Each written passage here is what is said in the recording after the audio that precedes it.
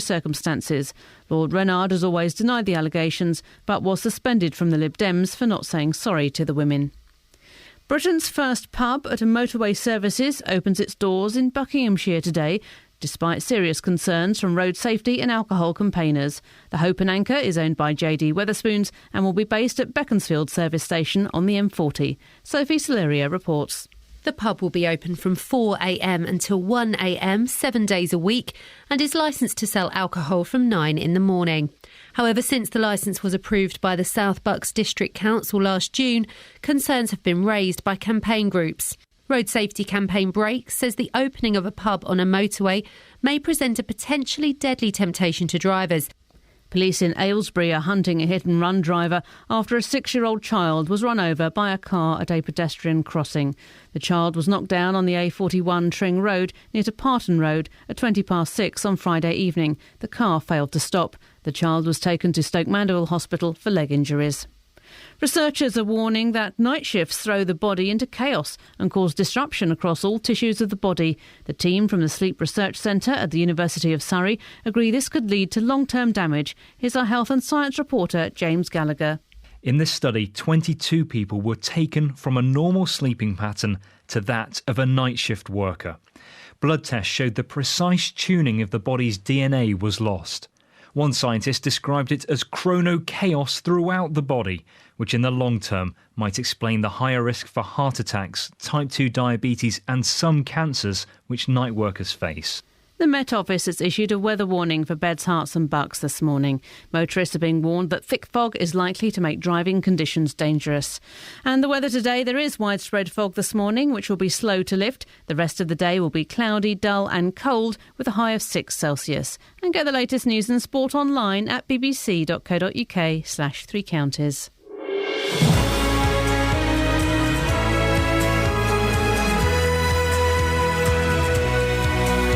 It's true, we've started a swear box. When I came downstairs 10 minutes ago, Justin Diddy owed £1.50. 50 pence a swear. What's the total now, Kath? £2. And I've got the times. He did one at 6:45, 6:46, 6:56 and 6:58. She means 5. What? She means 5. Oh, yeah, you do mean 5. Yeah. Unless you're getting them in already an hour early. Oh, yeah. Yeah, it'll probably happen. We swear too much and we're curbing our swearing. I've been thinking about this for ages and I've managed to suck everybody into my seedy little world of swearboxing. Ever done it? 08459 455 555. Other things this morning include... a Milton Keynes school is warning parents they'll be fined if their children are consistently late in the morning. Well, some parents aren't happy. I think it's a cracking idea. The UK's first motorway pub is opening on the M40 in Beaconsfield today. Junction 2, if you're interested, boozy drivers. Well, it's in the services. People aren't going to drink and drive more as a result. Or are they? And we'll catch up with one of the women at the centre of the sexual harassment allegations that led to Lord Renard's suspension from the Lib Dems yesterday. Facebook.com/BBC3CR. Send me a text, 81333. Start your text 3CR. Or give me a call, 08459 455 555. Across beds, Herts and Bucks. This is BBC Three Counties Radio. This is one for the target audience. Hello, everybody. Welcome today to the wonderful world of you. Now check it. You have two options. You can eat it or throw it away. See, it's a shame that when you're working hard and doing well, people hate you, yeah. Buying nothing less but the best for yourself. And they really hate you, yeah.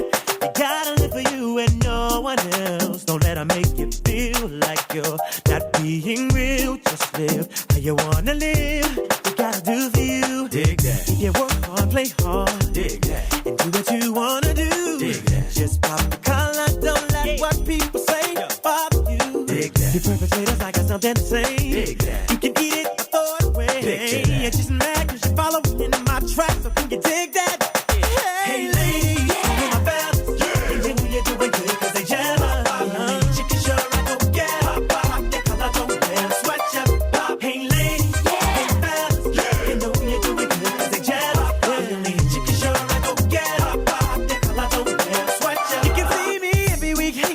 with a different girl sitting next to me. Cause I'm not up to settle down right now. I gotta be free. Some of y'all fellas might be jealous, but y'all know that don't faze me. I just pop the collar, tip my hat, turn my back on the ones that hated me. Never going home alone. If she follows, then you know it's on. She gets the page and not the say on the phone. Never that. I let her know I won't be around for long. To all you haters, I got something to say. What's that? You can eat it or throw it away. Stop hating, wishing, waiting, anticipating for my heat to fade. Hey lady, I'm a fella. You know you're doing good cause they jealous. The only hit you can sure I go get. Pop that collar, don't let 'em sweat ya. Girl, my lady, I'm a fella. You know you're doing good cause they jealous. The only hit you can sure I go get. Pop that collar, don't let 'em sweat ya. I break my neck for the things I get. So much sweat just so I can get that check. And I'm not gonna let nobody bring me down. Nobody's gonna steal my crown. Because I eat good, I live good, I rock good, my life's good. If you got a lot and you're working for it, pop the collar, don't be afraid to show it. Hey lady, hey fella, you know you're doing good cause they jealous. The only chicken sure I go get. Don't let 'em sweat ya. Hey lady, hey fella, you know you're doing good cause they jealous. The only chicken sure I go get. The music this morning is chosen by the team. Who chose that one? Me. Yeah, well, tell us a little bit about Usher and why you like him so much. I think he's just the bomb, and he is in a good way. And that's an extremely positive song to start the morning with. There we go. What's the message? What collar is he popping? He's popping his collar, meaning be proud, stand up, don't worry about what the haters are saying because they're just jealous of you. You said that in a very white voice, but I guess say your body movements were all over the place. I've That been was grooving all the way through that well record. done, you. Well done.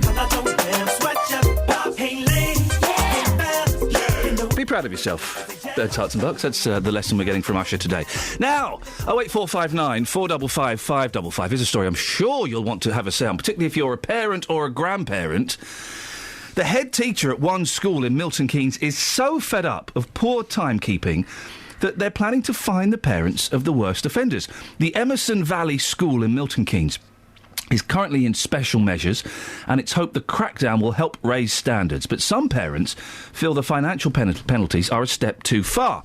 Well, our Milton Keynes reporter, Craig Lewis, has been looking into this one for us. When did the parents find out about this, Craig? Well, there was a newsletter sent out at the end of last week. The school told parents that if their children are late more than 10 times in 12 weeks, they'll be at risk of, that's the words that the actual newsletter said, at risk of getting a £60 fixed penalty notice. And if that's not paid within 21 days, it'll go up to £120. So quite a lot of money for parents to pay out there if their kids are consistently late. The school said it's currently in special measures. It wants to reduce the number of children being late during the first half of spring term to less than 50. What do parents think about this? It's been a real mixed reaction, actually. It's got parents debating this down at the school. I went down there yesterday and spoke to them, and they can be broadly divided into two camps. Those that think it's really good for discipline, timekeeping is a good skill for the kids to learn, and those who think the idea is a little bit draconian. And this is what they had to say. It's a good policy. It encourages the parents to actually get up and get their children to school instead of them missing their education. I think it's finding the parents. I think it's a great idea because it makes the parents take more responsibility for the kids' education, and being late all the time does disturb the class, and the child suffers as well because they have to catch up with the work, and they have to take time to explain to the child. I think there has to be exceptions to the rule. The persistent people that, no offence, live around the corner and are always late, yes, I think they should be punished, but when there are valid reasons, not for myself, but I know a lot of parents have other children at the local school and they want to be safe, they want to leave their children, and drop them off. And the school does promise to have teachers out in the playground, but often they're not there, and when they are, they're chatting, they're not actually looking at the children.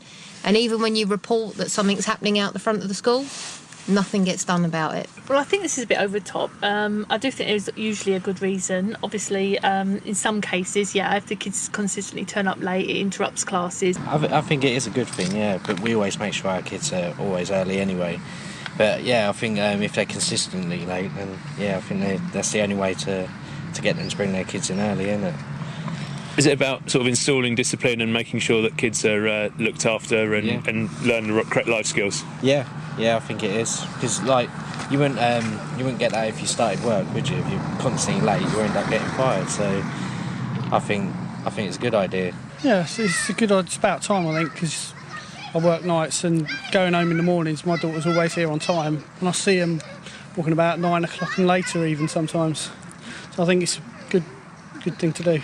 So maybe is a little bit of a problem, and it's good for all the kids if. Yeah, I think it's a set time, and everyone should be here by that time. I think it's good that kids do get to school on time. So if you have to fine the parents for being late, then I guess that's the way you have to do it. But yeah, kids should be in on time. That's how they learn.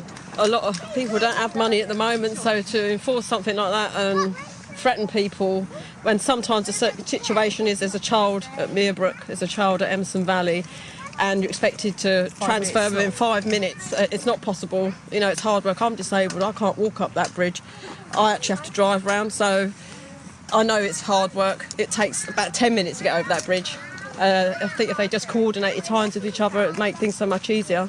You don't think it's kind of installing the sort of disciplines that children will need to learn for when they go into full-time work and so on? I think it's a bit early for children to actually experience that. They don't need to. I think school's about learning, feeling safe, secure and happy in a good environment. I don't think that sort of pressure should be put onto kids or parents, to be honest, as long as they're turning up.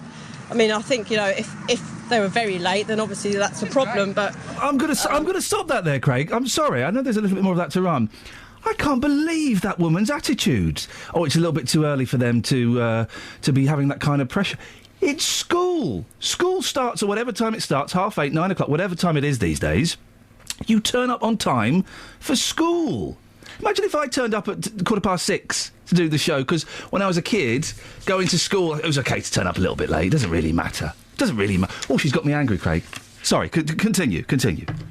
Shall I continue from there? Yeah, please do. My rant has subsided for a second, but it might come back in a minute. Go on. Excellent stuff. Well, as you can hear, a broad range of opinions there, some of which you agreed with more than others. Yes. The big problem that some parents have is a kind of logistical one. They say that if they have children at the nearby infant school Meerbrook as well as at Emerson Valley, it can be really hard to get to both schools with their kids.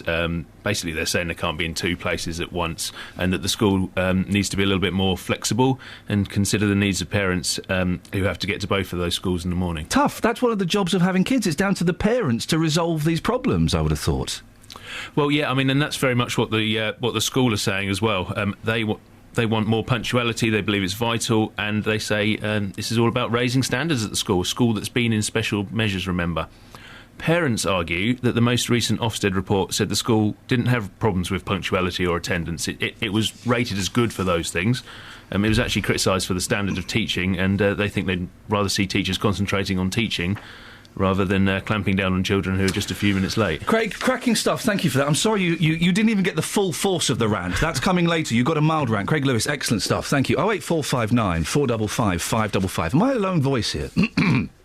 It seems to me, school... What time does school start these days? You can give me a call and let me know. 8:30, 9:30, who knows? Anyway, you get to school on time, or you get to school early. I remember being terrified. Frog in my throat this morning, I do apologise. I remember being terrified of turning up late for school because you would get in so much trouble. Wouldn't you, Catherine? Yep. I think there was a 3 strikes and you are in trouble policy at mine. Yes, I don't quite remember what that trouble was. It was something like detention. Detention or lines. Or a look from Mr. Dunn. The look from Mr. Dunn would terrify anybody. I don't know, it's tricky. I've got a kid in another... Tough. It's tough. Work it out. The children are dependent on the parents to sort it out in the morning. I remember when I went to my grammar school, it sounds posh, it wasn't.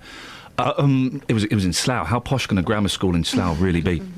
Sometimes I would turn up an hour early because that's the way it kind of worked with my family. They would give me a lift, or I'd get the buses work. I'd be there an hour early, and it was horrible and it was miserable. Tough. Sat there, read a book, or got into mischief, something like that. 08459 455 555. Surely teaching kids punctuality, that starts from when they're nippers, doesn't it? Travel news for beds, cards and bugs. BBC Three Counties Radio.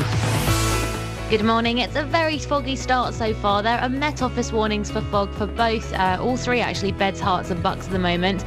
M40 looking extremely thick on the cameras all the way from London up into Oxfordshire.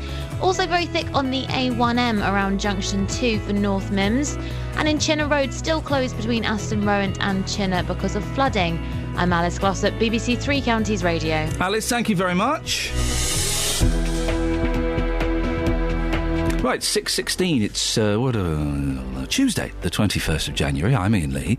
These are your headlines on BBC Three Counties Radio. Parents will be fined at one school in Milton Keynes if they don't get their children to class on time.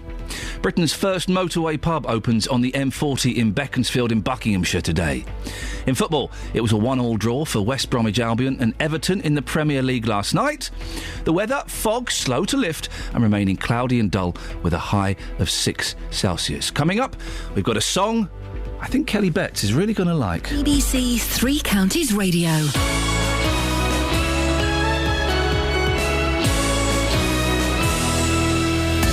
Roberto Perrone. We'll talk about your partner's annoying habits. This after a woman filed for divorce after just 1 week. I know I snore and I snore badly, but I can't help it. Roberto Perrone. It's Friday. Why am I even bothering to go to work today? You've got to. You never know when a donor board suddenly appears in front of you and you've got to dive in. You need a lot of love, a bit of patience to keep a relationship going. Sometimes you have to turn a blind eye. Roberto Perrone. Weekdays from 3 on BBC Three Counties Radio. We're really playing with the music today. We've got some cracking... The Allman Brothers, Ramblin' Man, the Allman Brothers. I asked Catherine to find the Allman Brothers on the computer system we have here. She went, no, we haven't got anything. I said, no, have a look. Of course you've got some Allman Brothers. No, I can't find anything. You were looking for the Almond Brothers, as in the nut. The Almond Brothers. The Almond Brothers, the Nut Brothers. Well, you know, there's Mark, and then his brother Pete. But you have chosen a great song next, and I said, oh, Kelly Betts, her mind is going to be blown by this song. You chose it. We started talking about French hip-hop of the 90s. We thought that might be a stretch too far, but this one is a crowd pleaser. Okay. Sell it to me. Well... We don't need to. Should we have a listen? And then we'll get your reaction live, straight after it. Okay. For those in the know, here's the Singing Nun. Dominique et Nique s'en allait tout simplement, routier, pauvre et chantant. En tout chemin, en tout lieu, il ne parle que du bon Dieu, il ne parle que du bon Dieu. À l'époque où Jean sans terre d'Angleterre était le roi, Dominique, notre père, combattit les albigeois.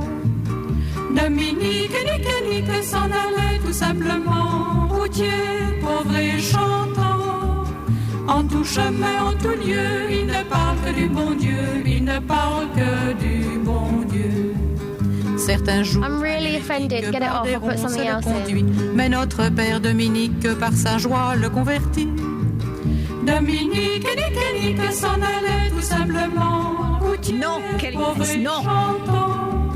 En tout chemin, en tout lieu, il ne parle que du bon Dieu, il ne parle que du bon Dieu. Ni chameau, ni diligence, il parcourt l'Europe à pied, Scandinavie ou Provence, dans la sainte pauvreté. Dominique et Nique s'en allait tout simplement, routier, pauvre et chantant. En tout chemin, en tout lieu, il ne parle que du bon Dieu, il ne parle que du bon Dieu. Enflamma de toute école, filles et garçons pleins d'ardeur, et pour semer la parole, inventa les frères prêcheurs. Dominique et Nique s'en allait tout simplement, routier, pauvre et chantant. En tout chemin, en tout lieu, il ne parle que du bon Dieu, il ne parle que du bon Dieu. Chez Dominique et ses frères, le pain s'en vint à manquer, et 2 anges se présentèrent portant de grands pains dorés. Dominique et Nique s'en allait tout simplement, routier, pauvre et chantant. En tout chemin, en tout lieu, il ne parle que du bon Dieu, il ne parle que du bon Dieu. Now that is a song. Dominique vit en rêve les prêcheurs du monde entier sous le I'm sure this was a number 1 hit. Wasn't this number 1? I think it was a kind of novelty hit. It's a serious religious song. Kelly Betts, what is your problem? Hell mess. En tout lieu, il ne parle que du bon Dieu, il ne parle que du bon Dieu. Dominique, mon bon père, regarde-nous simples et gais, pour annoncer à nos frères la vie et la vérité. Dominique et Nique s'en allait tout simplement, routier, pauvre et chantant. En tout chemin, en tout lieu, il ne parle que du bon Dieu, il ne parle que du bon Dieu. Fantastic. Fantastic. Great choice. Très bien. Très bien. We might play that again later on. Now, Kelly, you are genuinely... This isn't even radio put-on, which we do sometimes. Sorry to let you into the little secret circle there. You were genuinely furious. Yes. Why? How have you given that airtime? It was a huge hit. Well, for who? For the Singing Nun. How can you listen to that and not smile? I feel angry inside. Just imagine the poor person who's just getting up for his day at work and his alarm clock goes off and it's the radio alarm and that pipes in. How could you fail to spring out of bed, throw open the curtains and say, hello morning, bonjour? In 1962, her album sold over 2 million copies. It's a she. Wow. It's a nun. Of course it's a she. It's almost a song, but it isn't quite there yet. Dominique. Look, we need your help on this, dear listener. Can you call in? And did we do a boo-boo or did we do a juju? I don't know what the opposite of boo-boo. Did we do a good or a bad thing by playing that song? 08459 455 555. We won't get any calls because everybody has either switched off or died. No, we will get plenty of calls because that is target audience. That is. That's target audience? Yeah, really old people. 08459, love, 455 555. Did we do the right thing in playing The Singing Nun, or are you on the side of Kelly Betts and we did a mistake? Is Dealey around? I'm just having a look. She's too busy being furious. She's genuinely furious. Dealey's on fader 3. Thank Justin. Morning, boss. The Singing Nun. Classic. There we go. Classic. A US number one. Thank you. You see, 1963. And if you listen very carefully, you'll hear that in Dirty Dancing as well. Oh. In the background, yes. Nobody puts a Singing Nun in the corner. I thought it was in Mermaids. Well, maybe that as well. It's probably in lots of Why films. not? Yeah, I mean, that is a fantastic piece of music. It's a feel-good piece of music. Isn't it? Isn't it just? The phones have gone literally bonkers. We have one person calling in. So we'll find out whether they are for or indeed again The Singing Nun. 08459 455 555. I do feel, Justin, that part of my responsibility is to educate people like Kelly Betts in good music. Eric is in St Albans. Morning, Eric. Good morning to you. How are you? Yeah, I'm full of the joys of the nunhood. What do you think? It was a very good record. Isn't it just? It was. I mean, yes, obviously Kelly's too young to really remember the original when it came out. But you and I can remember it quite easily. No, I was -10 when it came out, but I grew up with that playing on the radio from time to time. It is... Eric, sell it to Kelly, because Kelly's not buying it in the slightest. Well, I don't think she would, because she's too young to remember it, because it was a type of song that was around at that particular time. Proper songs. But I do like other songs from 1963. Yeah. Oh, yeah. I wouldn't say that was a song. I mean, there's only certain ones that I can remember. I mean, obviously you got Cliff Richards and the start of the rock and roll era. Guys, can I butt in here? Yes. Another track before 7 o'clock. Sukiyaki. Play that one before 7. Yes. Fabulous piece of music.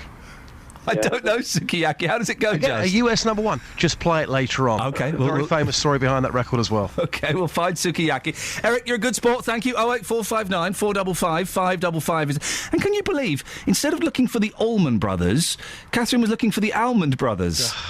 I mean, these are the people we work with. I know, speechless. Is your pocket feeling a bit light? Yes, it is actually. Yeah, the square box. The square box. You're £2.50. Have you done any swears on your own? No, not yet. No. Okay, no, it's early days yet. Okay, now listen. The reason we got you on, something quite serious. The UK's first ever motorway pub opens in Buckinghamshire today, despite concerns raised by road safety and alcohol campaigners. JD Wetherspoon's Hope and Anchor will be open at the Beaconsfield services along the M40, 11 hours a day, 7 days a week, and you can buy booze from as early as 9 a.m. Well, Justin, you've been speaking to motorists about this. What have they been saying? Well, it's a massive story today. Ian, personally, I don't see what all the fuss is about when it comes to this story because, last night, for argument's sake, I pulled in to buy some petrol and there I could also buy some booze. So I think, the idea that people are going to be stopping off at a motorway service station and drinking lots and then getting behind the wheel of their car, I think personally is wrong. I have been talking to motorists and here's what they had to say. I don't think it's a very good idea. Tell me why. Because your temptation is there to drink alcohol and drive, which is dangerous. I suppose you could say that about any country pub by the road, couldn't you? Could do, but you shouldn't be drink driving at all. Not even one? Not even one. It's not worth it. So what would you say to anybody who's listening to this right now who says, well, do you know what, I can still have 1 pint, I can still be below the limit, I can still drive perfectly well. What would you say to those people? Don't drink and drive. End of story. Your reactions are still modified by alcohol. Not a very good idea. Doesn't encourage people not to drink and drive, does it? A pub at motorway services, is that a recipe for disaster? What do you think? More than likely, I would have said yes. All it takes is one wrong move and you're going to cause a lot of damage. And even after 1 pint, you think that people's reactions can be affected? Yeah, definitely. I don't think a lot of people now drink and drive anyway, so, I mean, they know the penalties, and as I say, I think Wetherspoons actually spend most of their money on coffees and food, so is it a bad thing? Is it a pub? Most pubs are pub restaurants now, they're not like the old days, so... Do you think a lot of people are getting carried away with this, thinking that motorists will go in there, get drunk, and then get behind the wheel of their car, but the reality is very different? I mean, I'm always the driver that goes out with my mates, so yeah, I would say it's not too much of an issue. I kind of think... I think when I first heard about this, Justin, my knee-jerk reaction... We talked about this a while ago, 6 months ago, I think, when they got the licence. My knee-jerk reaction was, oh, this is terrible. Ban this sick filth. But the more I think about it, the more I think, well, it's not going to cause a problem. I know that service station very well. I used to live near there, and it's not quite on the motorway. You have to turn off the motorway a bit, so it's a significant bit off the motorway. And also, what about, if you're taking Nan for a trip to Gloucester or something, exactly. Yeah. And she wants a gin and tonic, or you want to stop in for a roast or a curry... I don't think, unless someone can convince me otherwise, I don't think I see a problem with it. I don't either, and I think, let me give you an example. Toddington services, just up the M1, junction 12 now. With the greatest amount of respect, the food there, in my opinion, is not particularly good. You have a lot of people who go to JD Wetherspoons pubs, and they do enjoy the food. So it's not just like a traditional boozer where you can just buy booze and that's it. People will be going there, maybe stopping off for a coffee, having something to eat. I think a lot of people are getting carried away with this. It's cost them over £1 million.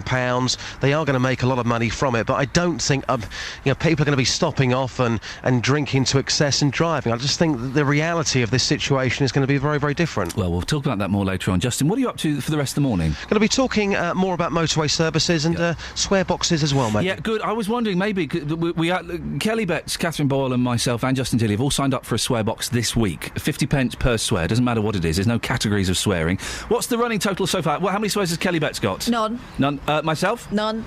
Yourself? None, but we didn't talk to each other, to be fair, once we realised this book was open. We kept silent. And Justin, how many's he got? £2. That's what, four? Four. £2. 5.45, 5.46, 5.56, 5.58. It was particularly sweary 10 minutes. It was very, very sweary. To be fair, can I make a point? You gave some times earlier on. Those times were wrong, so I presume that that £2 is now null and void? It's early. The £2 is not null and void. Maybe you could... I think you need the most help on this, Just. So get people's stories with swear boxes and things like that. But maybe you could find alternative words for you to use. Oh, yes. Yeah, that might be a good thing. Things like fudge and basket. Yes. Things like that. I had a French teacher who used to say futtocks. Oh, yeah, my friend's dad used to say futtocks. So perhaps you could get some alternatives, Justin.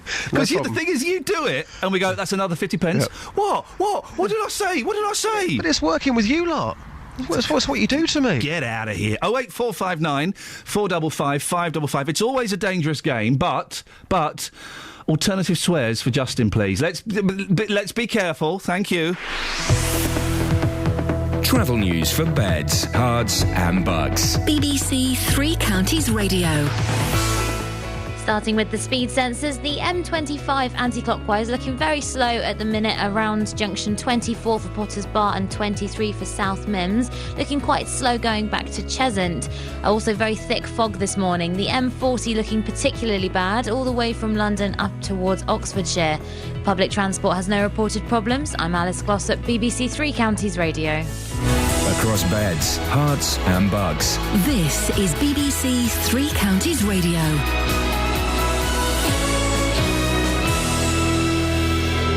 It's 6:30, I'm Jane Killick. A school in Milton Keynes is fining parents if their children are consistently late for school. Emerson Valley School is warning parents they face a £60 fine if children regularly miss registration. Britain's first pub and motorway services opens its doors in Buckinghamshire today. The Hope and Anchor is owned by the JD Wetherspoons chain and will be based at Beaconsfield service station on the M40. A woman from Bedford, who's one of 4 women who claimed they were harassed by the Liberal Democrat peer Lord Reynard, has refused to rule out legal action against him. Bridget Harris says any decision to sue would depend on future circumstances. The weather, some dense fog around this morning, leading to a dull, cloudy day with a high of 6 Celsius. On to sport now, and in football, in the Premier League, West Bromwich Albion drew 1-1 with Everton last night. Meanwhile, the FA are expected to deliver their findings today into Nicholas Anelka's gesture, which he made when celebrating a goal over the Christmas period. The gesture has been seen by some as anti-Semitic. MK Dons can move up to 8th in League One if they beat Crewe tonight. Dele Alli returns to the Dons squad. The 17-year-old midfielder is a player that manager Carl Robinson rates very highly.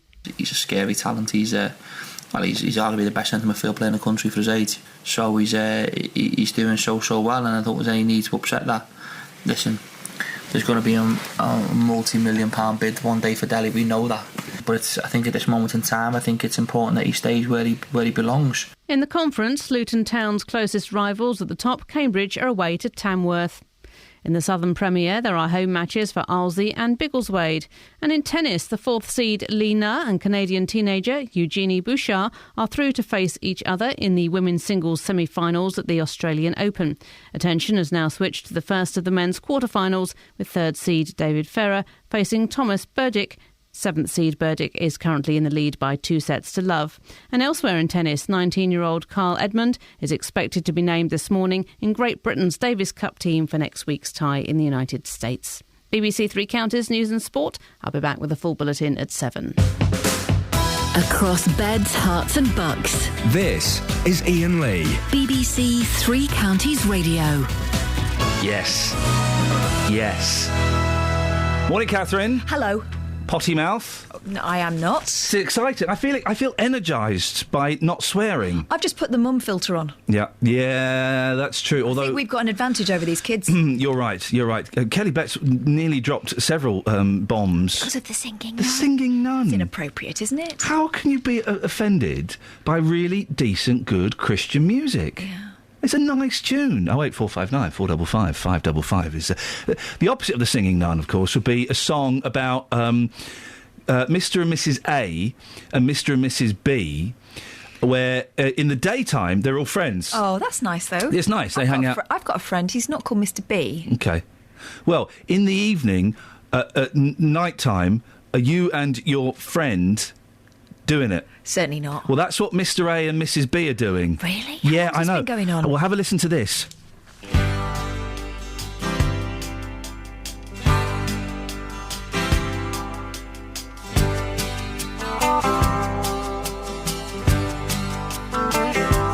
And he'll tell her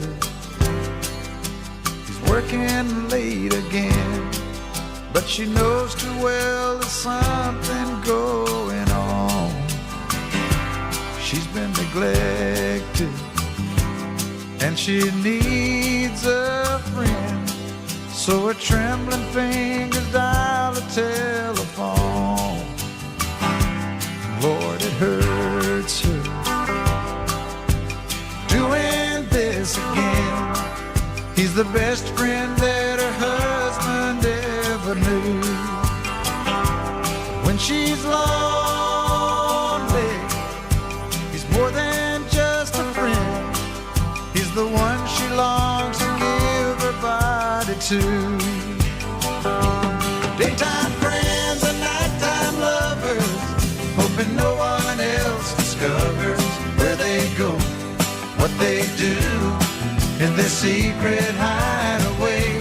Daytime friends and nighttime lovers, they don't want to hurt the other, so they love in the nighttime and shake hands in the light of day.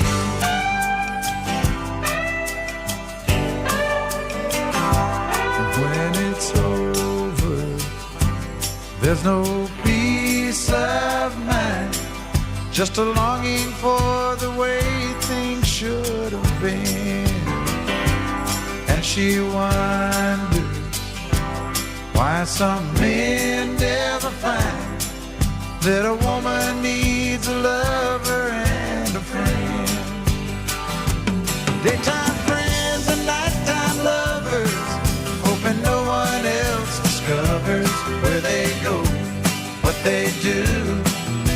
secret hideaway. Daytime friends and nighttime lovers, they don't want to hurt the other, so they love in the nighttime and shake hands in the light of day.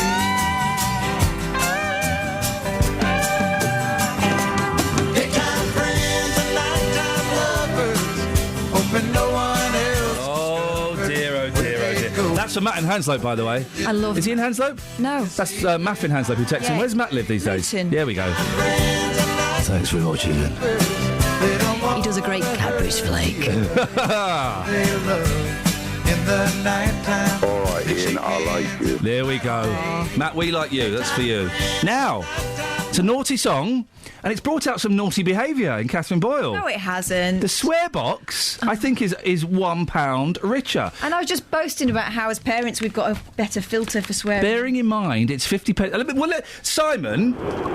Yes, morning. Morning. We're talking about swears. Let's all be very careful. Let's tread carefully around this, OK? Catherine Boyle said a word that I think counts as a swear. Yeah. OK? But you do hear it a lot on the telly and the radio these days before the water. You wouldn't hear it on this radio show, and if someone said it once, I'd give them a yellow card. They said it twice, I'd cut them off. And if I'm honest, it does make me flinch a bit. Would you say it in front of your kids? No. There we go. She said the word, Simon, that rhymes with rap. Oh, yes. That's a swear word, isn't it? Very mild one, isn't it? It's a mild one, but it's still a sweary. Well, yes, I suppose. What about we call it a 25p? No, there's not gradations of swear. That's 2 50p. That's £1. You're second to Justin Dealey in the swear stakes. That is terrible. Simon, what have you got for us? What about Balderdash? Balderdash. Oh, that's delicious. I would love to hear Justin Dealey say Balderdash. I think he carried that off with a certain panache or ganache. Simon, it's not a great line. We're going to let you go. Thank you very much indeed. But you've backed up my points. I like Simon as well. I like Simon. I feel disappointed in myself. Yeah.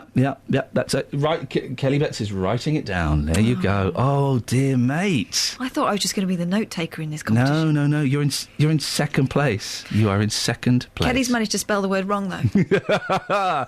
Papers. There's lots in the papers today. Loads. I often wonder if, when there's nothing in the papers, is it the papers or is it us not seeing the things in the papers? But then we criticise them when they put stuff in that's not news, don't we? Yep. So they can't win, really. Yep. But we're talking about them, so they're sort of winning. Soaring sales of dangerous do-it-yourself DNA tests. Ooh. Sales of DNA tests for everything from the risk of developing life-threatening diseases to catching out cheating partners are booming. Really? How would you catch out a cheating partner from a DNA test? Well, you'd swab him and a child that looks suspiciously like him. Can I just say, do not approach children you don't know to swab them. That really is. That really is. Just because they've got the same colour hair as your other half. Yes. The number of British websites offering home testing kits and services has doubled to 38 in just 2 years, researchers revealed, with companies charging fees of up to £300. Good grief. DIY paternity and genetic ancestry tests are the biggest sellers. However, sales of tests claiming to reveal a predisposition to certain diseases are also up 14% this year. Page 3 of The Express. Oh dear, it's my least favourite thing. It's come back for Sport Relief. Oh. It's look, there's Del Boy, there's Rodney, and there's David Beckham. Oh dearie me. He can look handsome in a cafe, can't he? It's going to be unfunny. It's going to be unfunny. That's the thing. Sadly, I fear you're right. John in Milton Keynes. Morning, John. Morning, Ian. John, what can we do for you? The Singing Nun. Oh, isn't it a great song? Absolutely brilliant. I've heard it for years, and I remember when it first appeared. You don't sound that old, you do. Oh, that's me. It's interesting. We have the way the show works here, John, is we have a little screen where Kelly Betts types up who's calling in and what they're calling about, and she's written John in Milton Keynes talking about that rubbish Nun song. I mean, disrespectful. Absolutely. But you thought we did the right thing in playing it? Oh, you can play it as often as you like, Ian. Oh. We could bring it in as the new theme tune. Yes, don't tempt me. John, we've got a swear box going. Have you ever done a swear box? I don't think so, but keep going. Have you got a potty mouth? Possibly. Yeah, I like the way he censored himself there. I've got, my mouth is very potty. Away from the children. Never swear in front of the kids. This programme has the Friday feeling most days of the week, and I think that we've all made each other worse. Yeah. Today's got the Saturday feeling. It feels like we're not even in. We're all sitting in our pyjamas watching Whackaday. Page 23, it would be the Wide Awake Club. Whackaday was the week time. Oh, really? The Daily Express, page 23. This silly woman. I'm trying to stop using the word stupid as well, because it's not... I don't like... It's not kind. I wouldn't use the word stupid in front of the kids. Silly woman. Although she's stupid. It's a woman. Which woman? Abdullah Shola. Do you know her? Abdullah Shola? No, she's not a friend of mine. She brings up... she raises tigers, right? Oh, is this the one that put her face in its... Look at her. She's kissing a tiger's tongue. Brackets asking for it. I mean, listen, has no one seen Grizzly Man? Have you seen Grizzly Man? No, but I think I know what it might be about. Basically, it's a fella who befriends bears and then he gets mauled to death by a bear. Listen, however, you wouldn't do this to your dog because your dog would go for you. She's kissing a tiger's tongue. She is literally saying... She's letting him have a taste. Oh, yeah, exactly. I like the taste of Abdullah Shola. She tastes delicious. I'm going to rip her face. And obviously, of course, I hope it doesn't happen. I pray it doesn't happen. But look at Siegfried and Roy. Well, yeah, the camp magicians in Las Vegas. They got one of them got mauled, didn't they? I think it might have been Siegfried because Roy was left, and that doesn't sound like an act. Is Siegfried dead as a result? No, he's all right, but hopefully he's chastened by the experience. Do not use tigers as a prop for your magic. The tiger, I think the tiger ate his wand. I think I read that correctly. Anyway, don't kiss tigers' tongues. It's one of the worst things you can do. You're asking to have no face left. That and riding lions. Yeah, yes, exactly. Anything else? Yeah, loads. Just let me have a look. Bagels, beware of the bagel, says the Mail. Not to mention rice, dried fruit and crayfish salad. Oh, that's the cornerstone of my diet. I never like bagels. They're always a bit heavy, I find. Page 3 of The Sun. Well, what's on there? She's chilly. That's how you bang on a wall. A dad rammed his Jeep into the house of his daughter's noisy neighbours, yelling, "That's how you bang on a flipping wall." 50p. But what? No, for him. Oh, good. Paul Kingsman, 52, knocked on the window and told Charlene Vernal, 25, that she had 3 minutes to get out with her kids. How terrifying. What an obnoxious gentleman. The building firm boss then crashed his luxury Cherokee through the living room wall, it's a car, not a Red Indian, and drove home sobbing in his crumpled car to wait for police. Kingsman flipped after daughter Sophie, 23, said she and her baby son were kept awake for months by banging and 5 a.m. parties, and that he is actually driven through the wall. Oh, that's... extreme? That's extreme, I would say. Unnecessary. Put a post-it through. Yeah. Put a post-it through. But sometimes, some of the noisy neighbours are a real pain. Luckily, my neighbours are all right where we've moved to, but we've had it in the past. I used to live in a flat, and the flat itself was lovely, but it was everything else that really got me down. I was on the ground floor right next to the front door, and a woman on my own, and you feel particularly vulnerable anyway, because your bedroom window is right on the ground floor. And right next to this open door, and the banging of the door in the mornings, and you sound like you're being really petty about it, but it's that sort of stuff that really grinds you into the ground. Did you see Coronation Street last night? No, I don't watch it. Hayley died. Killed herself, assisted suicide, unassisted suicide. She did it herself. I didn't see it. I know Justin Dealey was moved to tears. My literally. auntie was Facebooking about it, saying that it was terrible and heartrending. As Hayley Down's lethal cocktail, 20,000 Samaritans are on alert for calls from upset fans. The Samaritans were on alert last night over one of the most emotionally charged storylines in Coronation Street's history. Was it as emotional as when Reenie got killed, Alf Roberts' first wife? I remember that. Oh, what about... He was giving her driving lessons and she was doing really badly. So on a narrow country road on a bend, they got out and swapped positions and she got knocked down. But isn't it odd how differently they treat the two deaths? Because you remember when Jack Duckworth went? Yeah, there was this kind of weird ghost He saw a scenario. ghost, didn't he? Yeah, he floated Rita up to came heaven. for him and they had a dance. Not Rita. Oh, no, not Rita. It was, Vera. Oh, flipping it, Vera. All right then. Come on then, I'm waiting for you. 08459 455 555. Can you stick around? Yeah. Partly because we have nothing lined up for the next bit. No, but there's an interesting story here, and it features the town of Houghton Regis. Oh, local and vocal. We'll have that in a second. I want to tell you about a phone scam I've been involved in as well. You've been involved in a phone scam? Yeah. Oh, dear. Yeah, and it's cost me a fortune. Travel news for beds, cards and bugs. BBC Three Counties Radio. On the M25 anti-clockwise, a lane is blocked at junction 24 for Potters Bar, and there are queues on the approach going back to junction 25 for Enfield at the moment. On the Great Barford Bypass, there's a lane blocked between the A421 and A603. Very slow in the area there. And on the cameras, Reading is extremely foggy this morning on Castle Hill. There's Met warnings for fog for Beds, Herts and Bucks this morning. Public transport has no reported problems. I'm Alice Glossop, BBC Three Counties Radio. Thank you very much indeed. Right, 6:46. It's Tuesday, the 21st of January. I'm Iain Lee. These are your headlines on BBC Three Counties Radio. Parents will be fined at one school in Milton Keynes if they don't get their kids to class on time. Britain's first motorway pub opens on the M40 in Beaconsfield in Buckinghamshire today. In football, it was a 1-1 draw for West Bromwich Albion and Everton in the Premier League last night. 08459 455 555. I'm going to say two words to you. Give me a call if this resonates with you. Porn texts. 08459 455 555. Let's get the weather now. Completely unconnected. Elizabeth Rizzini. Beds, Herts and Bucks weather. BBC Three Counties Radio. Hello, a very good morning to you. There's plenty of fog out there on the roads this morning, so reduced visibility. We've got a Met Office warning out for the fog until midday. It's really quite widespread, quite dense in places as well. Could lead to some travel disruption, of course, so something to watch out for. And it's going to be quite slow to lift and clear this morning as well, taking much of the morning to do so. Temperatures hovering around freezing, so it's very cold as well, and it will stay quite cold underneath the fog. Temperatures really only around 1 or 2 degrees, where that fog lasts for much of the morning.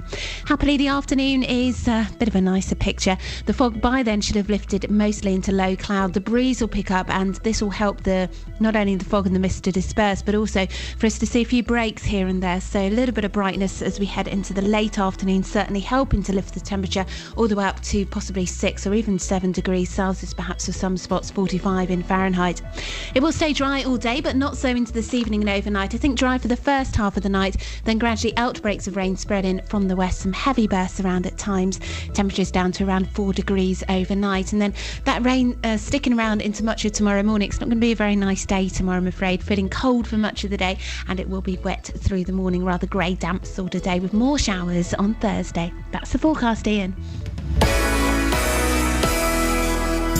Every weekday morning from 9, the JVS Show. Well, whose fault is it that there are so many fat people in this country? It's a horrible word. Jonathan Vernon Smith. But why do you want to kind of tiptoe around the issue? People are people. People aren't fat just because they're big. Tackling your consumer problems. Over the last few months, I've been palmed off every few days. There are some absolute rogues out there in the car industry. Tim, I'm going to send Wayne in to you. Let's get some detail and we'll get this sorted out. The JVS Show, weekdays from 9, BBC Three Counties Radio. I feel so sorry for that poor lad that's getting palmed off every day. I mean, luckily Jonathan is there. It was in the trail. Luckily Jonathan is there to help people. Now, a couple of things. I'm in the sun today. There is a photograph. This is genuine. And there is a photograph of me in the sun today. Page 3? No, come on now. I'm not there yet. It's a picture of me wearing a cloak. If you can spot it, there's a prize. There's no prize. But there's a picture of me. I'm not going to say where. There's a picture of me in the sun today. Which is exciting. I mean, it's like the old days. It's like the only other time I was in the sun was... Oh, no, I won't tell that story. Did you do something awful? I had two stories about me in the sun. One was about someone who was threatening to kill me. And I don't know what the other one was. Well, what have you got in the papers there? When a mugger started rifling through Diane Henderson's pockets last Wednesday, he probably hadn't seen Buddy, her 3-year-old Staffordshire Bull Terrier, sniffing about in the trees. Oh, hello, cheeky. It was a bad mistake, for as soon as Ms Henderson, 42, a home carer from Houghton Regis, in Bedfordshire, of course... Local and vocal. Shout out to Houghton Regis. Yes. Screamed, Buddy... He bounded into action, sinking his teeth into the culprit and chasing him away. Ouch. The dog returned a few minutes later with blood on his muzzle. Oy, bloody muzzle. Bedfordshire Not swearing, I'm not swearing, I'm being descriptive. Would like to speak to anyone who knows of someone with a recent bite injury. OK. How's your leg doing today? Is that OK? Yeah, it's fine. So, I don't check my phone bill, my mobile phone bill. I get sent a text saying, your bill is online... go and check it. Unless it's extraordinary. No, exactly. Like when my daughter phoned the speaking clock for an hour and a half. Really? Yeah. Wowzers. You can't hit them these days. She's into the time. So my bill is, I think I've got £36 a month is the bill, and that's... Wow, that is a lot. Well, that's when I had an iPhone, and that's for data and everything. Now I've got my Nokia 3310. I don't really use it, but I'm tied into that contract. They pay you, don't they? Pretty much. I'm tied into that contract. Anyway, I was going through my bank statement last night, online, And I saw that the £76 had been taken out of my account for my phone bill. I thought, this is a mistake, I'll check this. So I eventually managed to log into my phone bill online after not remembering any of the passwords and realising it was linked to an old email account. Managed to do it. Went through all my usual passwords. Got in. And, yes, my £36 was monthly charge. But then there was another £36 that was from loads of texts that I'd received. Mucky texts. Mucky texts. And I've been getting these mucky texts, OK? Because I've got... How on earth did they get your number? Now, stop it. Now, because I've got an old phone that is only WAP enabled, it isn't internet-based, I couldn't even look at the images that were being sent to me, so I didn't even get the pleasure. To add insult to injury. I just got the pain. So I get these texts, I get them every now and then, I just delete them. A couple of times I've sent stop. That doesn't do anything. You were telling me this morning that's the worst thing you can do. Don't. It's like sticking your head above the parapet and going, yeah, I'm in, send me some more stuff. I didn't realise this, so they know... Same thing with emails. They know that they've got a live number, right? So anyway, I was going through the phone bills. So this month I've paid £36 to Porny Texts. The month before... Is that the company name? No, the month before, 25 quid. I've spent, in the last 3 months, £100 receiving pornographic texts that I can't even look at. Now, there's a website where you can type in these numbers and it tells you who they are. One of the offenders, there's a company number. So I phoned them up. Hello, yeah, whatever the company was, can I help you? I said, yeah, could you stop sending pornography and charging me for it, please? Oh, right, yeah. Do you want me to block your number? Yeah, I want you to block my number. Right. Do you want a refund as well? Yes, I want a refund as well. Unfortunately, that was only one of the minor offenders. They're going to give me a refund, I think, of about £6 or £8. But they're all in cahoots, aren't they? They are all in cahoots. And I've been tweeting about it. It's furious last night. You know what you've been put on? The mug list. I've been put on the sex offenders register. No, that's not it. The mug list. The mug list. That's a different thing, isn't it? Yeah. Fleece this bloke. He doesn't notice. Exactly. Well, I was furious. They've come in while I'm awake, put their hands in my pocket, and taken a few quid out whenever they fancy. Tweeted about this. My phone company replied to me this morning saying, "Good morning, Ian. What can we do to help?" I've written back, "You can stop sending me pornography, and you can give me a refund, please." I don't know how likely I am to get a refund. You can ask. Well, yeah, 100 quid. 08459 455 555. Have you been a victim to this? I was furious. Steve, have you been a victim of this? I don't think so. Oh, OK. Well, what have you called in about then, Steve? I've just heard a story a few days back. I don't know how true it is, but that people that are on the social, they can get free pet care for their pets. I think some do get assistance. I think. Well, that's nice, isn't it? Yeah, well, when you mean assistance, do they pay for all of it, half of it, some of it, or whatever? I don't know, Steve. Let's ask. Call me now.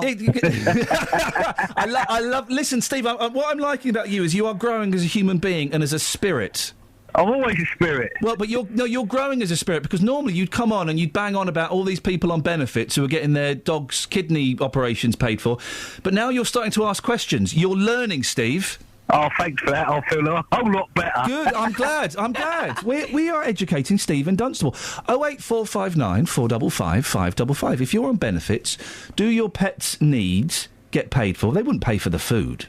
No, it would be medical. I think it's vet's care. And surely it would... Well, I would imagine guide dogs, definitely. Good. You'd hope they would be covered. 08459 455 555. Any truth in what Steve says? If you've got pets and you're on the social, do they get paid for? Right.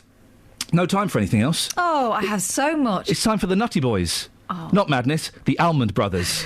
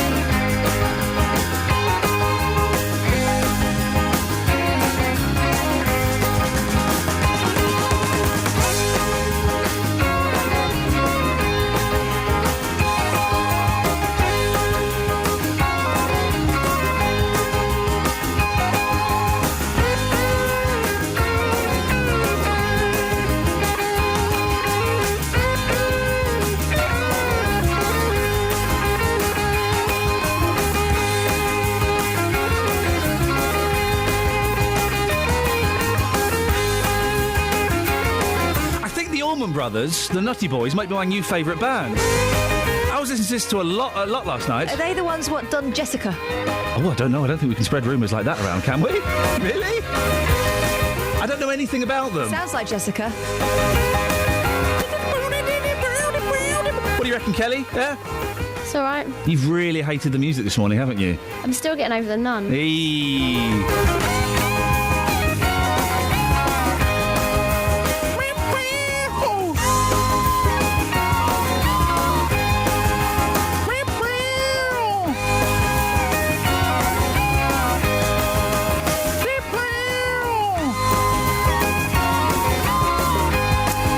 That guitar can wail. Oh, I love it! That's enough of that. We're late for this. Travel news for beds, cards and bugs. BBC Three Counties Radio. On the N25, anti-clockwise, all lanes reopened at junction 24 for Potters Bar, but there are queues between 26 for Waltham Abbey and 24 for Potters Bar. On the Great Barford Bypass, heading west, there's a lane blocked between Bedford Southern Bypass and the Cuddington Road. Slow on the approach there as well. On the cameras, M40, very thick fog all the way from London up into Oxfordshire. Public transport has no reported problems. I'm Alice Glossop, BBC Three Counties Radio. Thank you very much indeed, Alice. What a lot to talk about. Swear boxes, being scammed by monsters sending you pornography. They weren't really monsters, I couldn't tell, I couldn't look at the images. And also, should you be fined if your kids are late for school? Local and vocal across beds, hearts and bucks. This is BBC Three Counties Radio.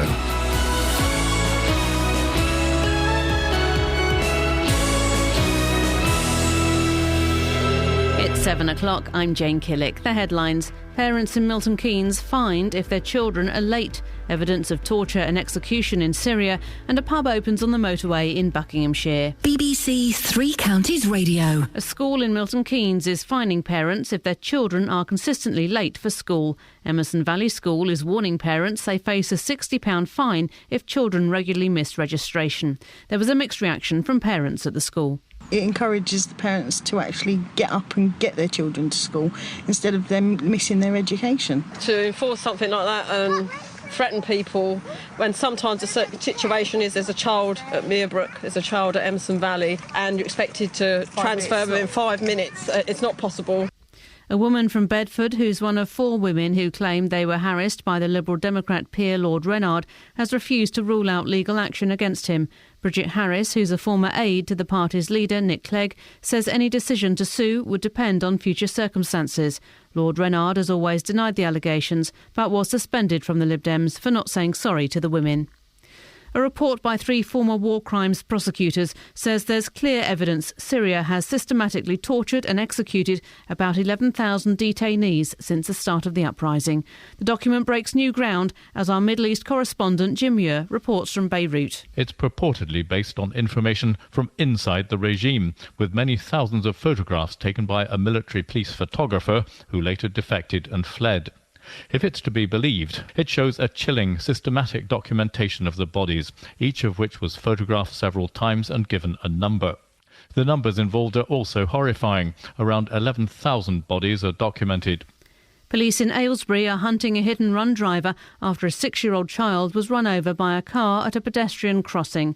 The child was knocked down on the A41 Tring Road near to Parton Road at 6:20 on Friday evening. The car failed to stop. The child was taken to Stoke Mandeville Hospital for leg injuries. Britain's first pub at a motorway services opens its doors in Buckinghamshire today, despite serious concerns from road safety and alcohol campaigners. The Hope and Anchor is owned by JD Wetherspoons and will be based at Beaconsfield service station on the M40. Sophie Sluria reports. The pub will be open from 4 a.m. until 1 a.m. 7 days a week and is licensed to sell alcohol from 9 in the morning. However, since the licence was approved by the South Bucks District Council last June, concerns have been raised by campaign groups. Road Safety Campaign Break says the opening of a pub on a motorway may present a potentially deadly temptation to drivers. The Met Office has issued a weather warning for beds, hearts and bucks this morning. Motorists are being warned that thick fog is likely to make driving conditions dangerous. And the weather, there is widespread fog this morning, which will be slow to lift. The rest of the day will be cloudy, dull and cold with a high of 6 Celsius. And get the latest news and sport online at bbc.co.uk/3 counties.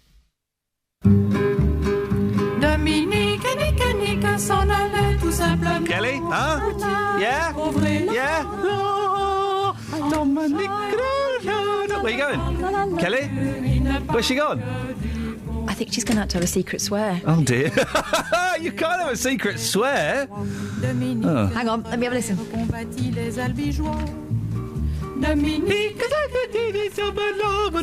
a fiver!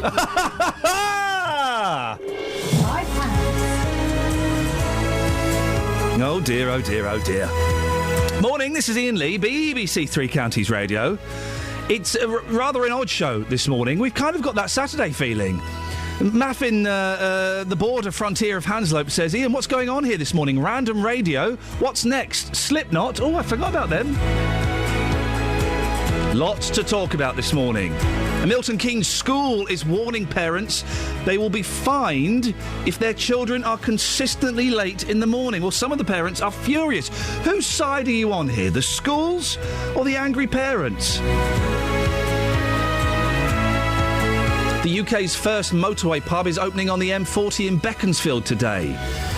I did have a problem with it, but it's not going to encourage more people to drink and drive, is it? Or is it? Also, I found out over the last 3 months I've had £100 taken out of my account, my phone bill, because I've been receiving pornographic texts that I didn't ask for.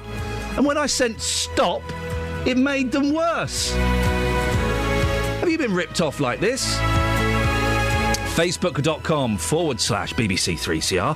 81333 is the text number. Start your text 3CR or give me a call 08459 455 555. Across beds, hearts and bucks. This is BBC Three Counties Radio. Now, this is an interesting one. If you've got kids or you've got grandkids, I'd like to get your thoughts on this, please. 08459 455 555. One school in Milton Keynes is planning to fine parents of children who are persistently late in the morning. Emerson Valley School is currently in special measures. Its head teacher hopes the financial penalty will drive up standards. Parents of children who miss registration 10 times in a 12-week period will be fined £60, increasing to £120 if the fine isn't paid in 21 days. What do you think? Good idea? Or do you think it's exploiting the parents? 08459 455 555. I'm joined by one of the parents now. Georgina Hodgkinson joins me. Good morning, Georgina. Good morning. How do you feel about this? I think it really is a case of there needs to be a deterrent, but I think it puts a lot of pressure on parents and does break down the commitment between the school and the families, because there are reasons, and it should be a case of, that should be able to be talked about without being threatened. Once or twice I could understand, but this is for people who are late 10 times in 12 weeks. That's unacceptable, isn't it? That is. I mean, again, I agree that there should be a deterrent if you're using the school system as a babysitting service and dropping them off whenever you feel like. But there are always circumstances that you can't avoid. And it is a case of, if you have got, like we've got, as in children in different schools, you are trying to navigate logistics from one to the other, and there is always going to be some problems with that. How old are your kids, Georgina? Sorry? How old are your kids? Well, one is 5. Yep. And then the other one is 9. OK. And so what's your setup at the moment? How does it work for you? It doesn't, and that's why I actually advised the school back in November when I was being confronted, as in I'm 1 or 2 minutes late at the gate, and therefore I said that obviously the school times in the morning are 5 minutes apart, but at the end of the day they're 20 minutes. So I advised them, as in, could we not do something about the school start times? What, shift the school start time to make it easier for you? Well, or at least have an allowance to the fact, as in if you've got two children in different schools, that you have got the ability to get from one to the other in a reasonable time, because otherwise you do feel that you're just being fined and unreasonably so. That's not Emerson Valley's responsibility, though, is it? The fact that you've got two kids in different schools. No, that's right. I mean, obviously, that's my responsibility that I have two schools. So why should they go soft on you and other parents? Well, at the end of the day, they are supposed to be working together as schools in Milton Keynes, because there is a lot of parents that have got children in both age groups. Punctuality is an incredibly important thing, isn't it, for kids to learn? It is. So by them arriving late for school, does it set them the best example? No, but I mean, obviously, as adults, there are always things that happen that you can obviously try and avoid and try and set in place. But when there are things that you can't avoid, obviously you expect some sort of humanity, as in that people can have a level of understanding that your car has frozen, etc. You know, I just kind of think I'm trying to. I know it's not exactly the same, but I'm trying to apply it to my job here. If I turned up late, 2 or 3 times, 6:15, first time it would be fine. Second time probably be okay. Third time my boss would say, "Is everything all right?" If I did it 10 times in 3 months, I would be called in. I would be hauled over the coals, and I'd be asked whether I still wanted to work here or not. That's right. So you would expect to be able to get to work early, and you would set yourself a window to do that, wouldn't you? Yes. Yeah. Well, when you've got a situation where you can only drop off your children because it's unsupervised at a certain time, and you have only got a 15-minute window, you've got cars being an issue outside schools, etc., as any parent, I mean, they call it a school run for a reason. Yeah. They don't actually call it a school walk. We are all trying our best to get children to school on time. What would you like the school to do? What would be the ideal situation for you, Georgina? I think to be reasonable and not obviously having newsletters. Of course, we will fine you.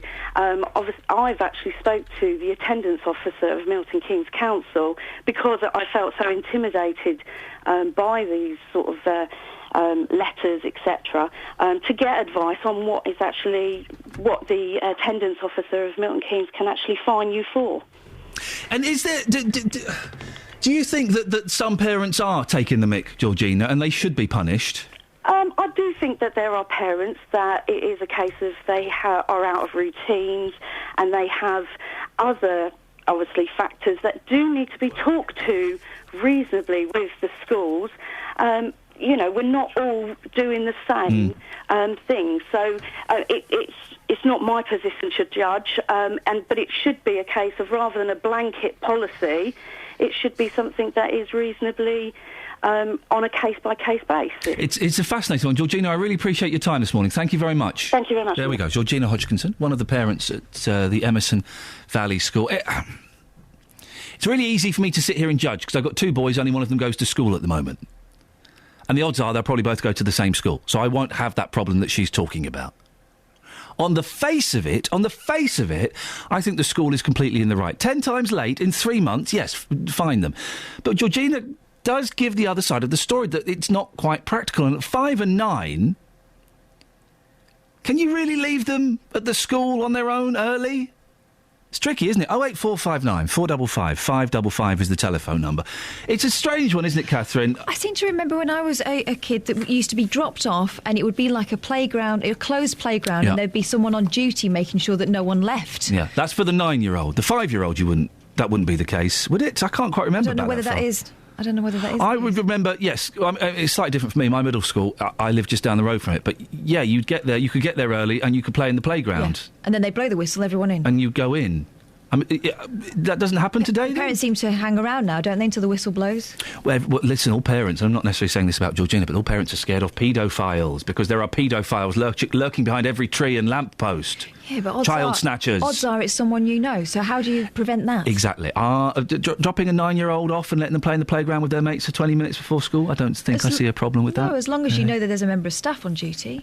08459 455 555. If your kids go to Emerson Valley School, would love to hear from you, but we can open this up to any parent, any grandparent, anybody who used to go to school.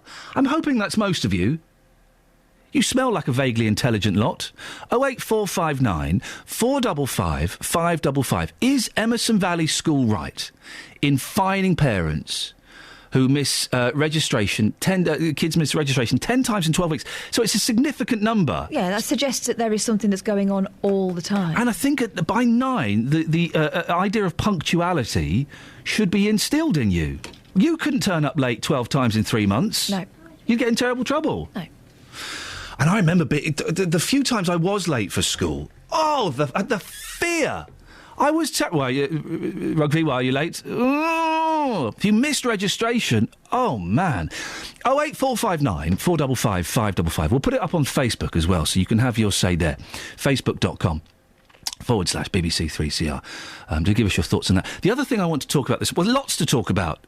If you've ever been involved in a swear box, then we've started a swear box here at BBC Three Counties Radio, just for the breakfast crew. Crew. It's not heart. They still use that word. But so Kelly Betts, myself, Catherine Boyle and Justin Dealey have signed up to a swear box. It started today, 50 pence per swear. What are the scores so far, Catherine? So far, JD owes us £2 and I owe the box £1. Oh, really? The one I use is only a 25p. No, there are no gradations here. The word that rhymes with rap is still a swear word. It's a category C, but it still counts. You said it twice within the space of 20 seconds. That's £1. Oh. How much do I owe? None yet, but you're being strangely silent in between items. And Kelly Betts is doing cold turkey here. She's had to leave the room a couple of times, so I don't know what's going on in the corridor. What happened in the corridor? Nothing. Did you do I had a sulk. OK, you can have a sulk. I didn't swear, though. What's good as well, because we've also said that typing words in emails or texts or on my computer screen that are offensive counts. And you've been really, really good, because I can see you've got itchy fingers, itchy trigger fingers. Oh, itchy, look at that! I can't say anything. I don't know what... You've taken away half of her vocabulary. I've got nothing left. Kelly Betts is a spent force. 08459 455 555. It's 7:15. BBC Three Counties Radio. Let's get the travel news now. Here's Alice Glossop. Travel news for beds, cards and bugs. BBC Three Counties Radio. On the Great Barford Bypass, heading west, there's a lane blocked between Bedford Southern Bypass and the Cardington Road. Very slow in the area there as well. On the cameras, the M1 is extremely foggy, especially around junction 10 as you pass Luton. On the M25, anti-clockwise, slow going between 21 for the M1 and 20 for Kings Langley. Public transport has no reported problems. I'm Alice Glossop, BBC Three Counties Radio. Thank you very much indeed, Alice. It's coming up to 7:16. It's Tuesday, the 21st of January. I'm Iain Lee. These are your headlines on BBC Three Counties Radio. Parents will be fined at one school in Milton Keynes if they don't get their children to class on time. Britain's first motorway pub opens on the M40 in Beaconsfield. It's Junction 2 if you want to go there today. In football, it was a 1-1 draw for West Bromwich Albion and Everton in the Premier League last night. The weather, fog, slow to lift and remaining cloudy with a high of 6 Celsius. 08459 455 555. Kids being late for school, swear boxes, and have you been receiving porny texts and then found out they are charging you for them? I've lost £100 in the last 3 months. I am furious. BBC Three Counties Radio.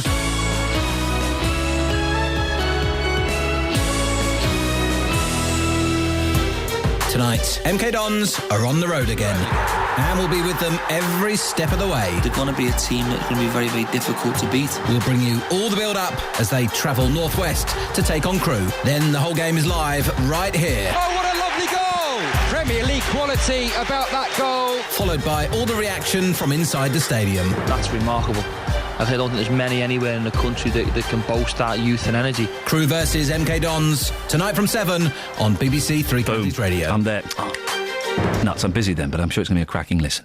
Some texts, Gary in Buckingham, on kids being late for school. My local school starts at 8:30, but you can regularly see the same parents strolling along, not hurrying without a care in the world at gone 9 a.m. 10 strikes in a term is very generous. It should be less. Yesterday, my 6-year-old was asked to find AR words. He wrote fart and parp.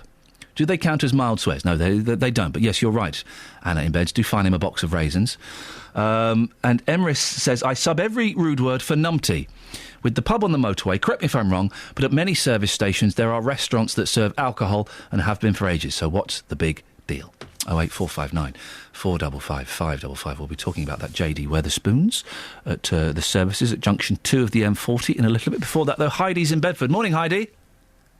Oh, Heidi? She's disappeared. Oh, Heidi, are you there? I'm here. Hello, Heidi. Nice to speak to you. What have you got for us this morning?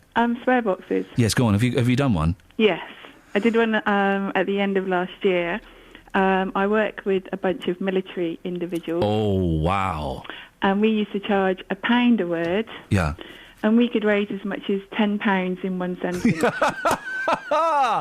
Now, listen, you sound like a very well-spoken, intelligent young woman. You weren't swearing, were you? I actually had to give £5 in the first week.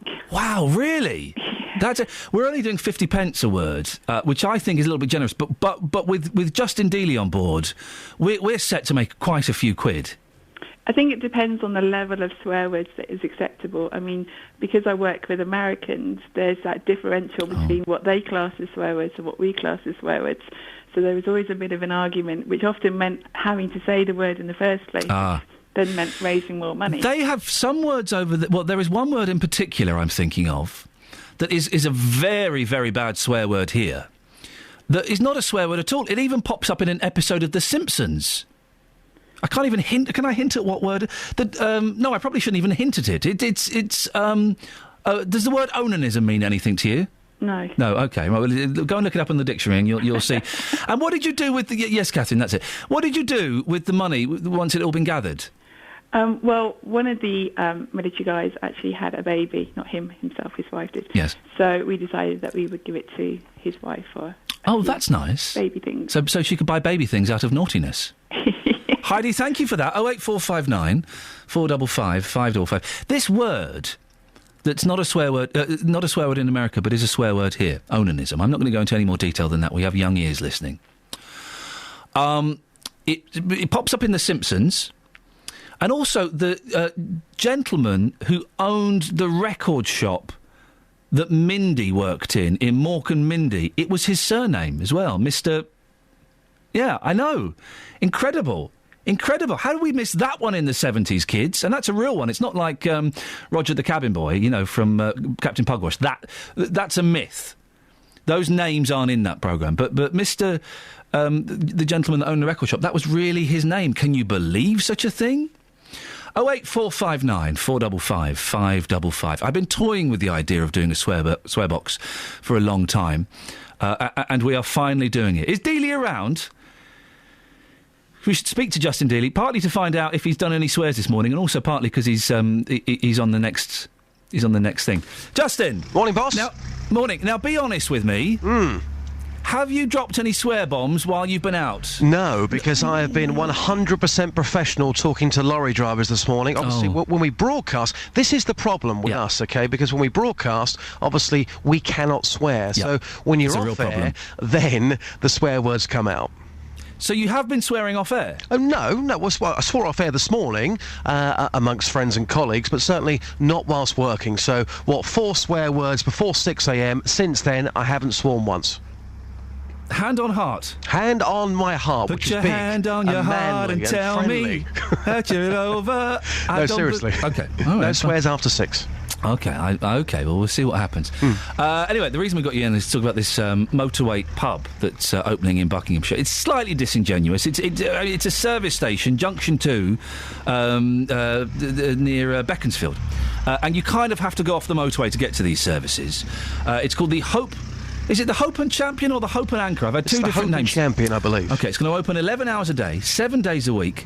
Weatherspoons, who run the pub, say they're giving customers what they want, but admit they won't be monitoring who's drinking and driving. Well, you've been getting reaction from, as you say, truck drivers, professional drivers this morning. Yeah, absolutely. I mean, it's a massive story today because, of course, it is the first. A number of people have major concerns about people going into this pub, drinking, and then getting behind the wheel of their car or their lorry, of course. I have been talking to professional drivers this morning. They think this is a really bad idea. Here's what they had to say. I don't think any pubs in motorway services are a particularly good idea. I mean, by definition, motorway services are going to be full of people that are driving vehicles. I just don't think it's going to work. And even if somebody's going in, they're going to have a meal, have just a pint of lager, you still got a problem with it? As a lorry driver, I tend to see an awful lot of accidents on the roads, a lot of which could be put down to just 1 pint. I think 1 pint is 1 pint too many. I just think it's just not worth the risk. Because a lot of people will go and do that and they won't even think twice, will they? No, a lot of people don't. I mean, that's the law. The law is the law. You're allowed to have whatever the legal quota is, but I still think 1 pint is 1 pint too many. It's just not worth the risk. Well, it's a bit silly, really, being in a truck stop, I think. It's just asking for trouble. People are going to drink and drive, without a doubt. Well, it's right on the motorway. There's no other way of getting in and out of there, really, is there? So people are going to drive in there. They might not go in the intention of having a drink, but because it's in the services, it's not as if it's in a town or anything. They got to use a car to get out of there. I've just spoken to a man who says even 1 pint can affect your driving. People should not be doing that. It's 1 pint too many. Would you go along with that? Yeah, I think it should be 0. Then there's no leeway then, because it affects different people in different ways. So it should be 0, I reckon. Well, listen, the sort of drink driving debate is a slightly different thing. Whether it should be 0 or not, I'm a firm believer that it should be. The question, I suppose, here is it going to encourage people to drink whilst they're driving? And I don't know if it is. You can buy booze in the restaurants at service stations. You can drive off of a motorway and within, a mile and a half, be by a country pub. Yep, exactly. Is it going to change things? Well, last night, Ian, I bought some petrol at 10 o'clock at night, and whilst in there, I could have bought some booze. Carl's with me as well. Carl, very quick question for you. Having a pub at a motorway service station, do you think that will actually encourage people to drink drive? Definitely. You can't stick a pub on a service station. But when was the last time, though, you were on an A road, for argument's sake, and you went to a restaurant by an A road, you had a meal, you didn't even drink, and then you drove off? You've probably done that yourself, haven't you? No, you can't encourage. People die all the while drink driving. You can't encourage drink driving. It's just not one of them things you can do. You can't. OK, thank you, Carl. I think a lot of people, Ian, saying this morning that the temptation is too great. But the point that you make, that you can buy drinks at a service station anyway, you can buy them at a petrol station, there's temptation absolutely everywhere. And I think, with this particular story today, yes, it's big. I think, we should be giving more credit to the motorists, because a number of people, they go out every single week and they don't drink drive. They could be going past that service station, they're on a long journey, they're with their family, they're going to pop in, that they're going to have something to eat and then drive off. Just by having a pub there doesn't mean that people are going to go in there, get drunk, and then get behind the wheel of their car. Justin, thank you very much indeed. Speak to you later on. Listening to that is Director at Alcohol Concern, Andrew Micel. Morning, Andrew. Good morning. Are you concerned about this pub, the services? I think a lot of people are going to feel quite uneasy about this.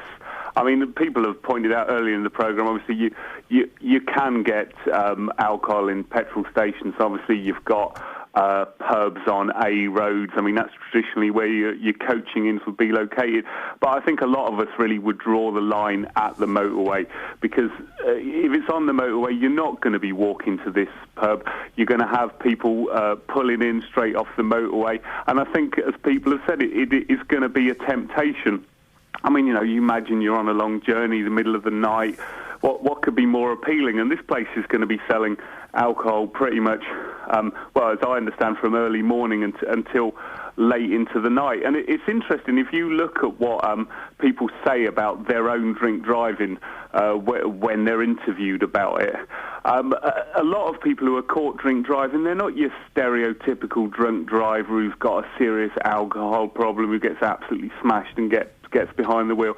They're people who kind of went out, didn't think a great deal, kind of happen to have a drink or two, next thing you know, they've lost their licence.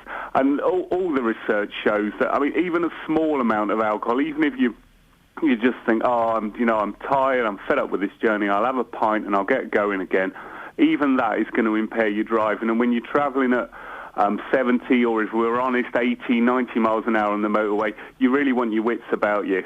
Andrew, listen, I agree. I think it should be zero tolerance for drink driving. But you said you can buy booze at service stations already. If you go to the restaurant, you can buy it in petrol stations.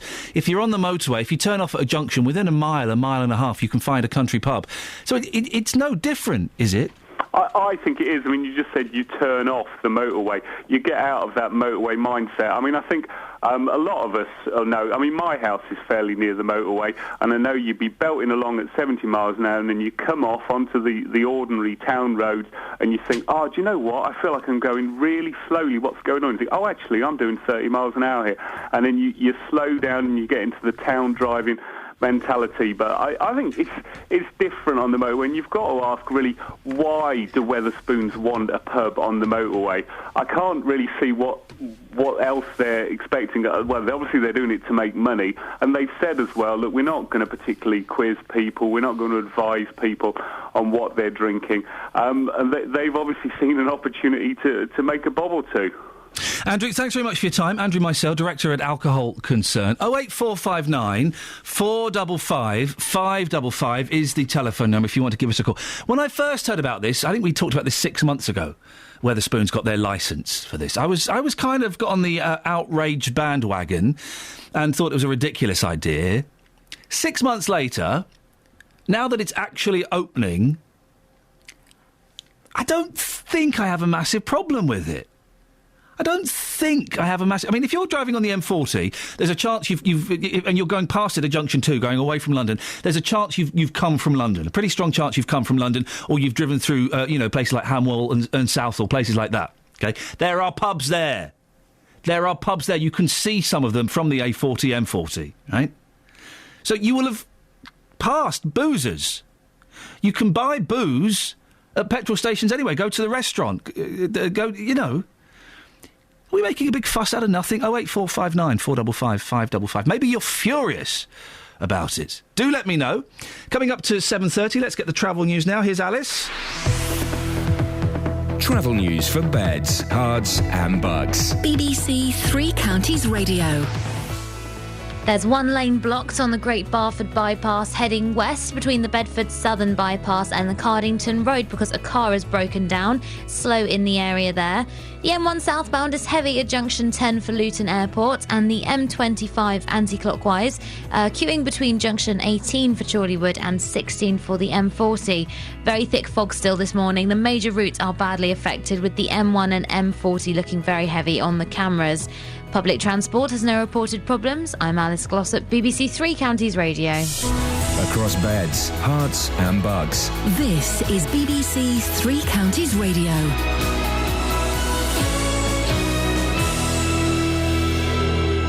It's 7:30. I'm Jane Killick. A school in Milton Keynes is fining parents if their children are consistently late for school.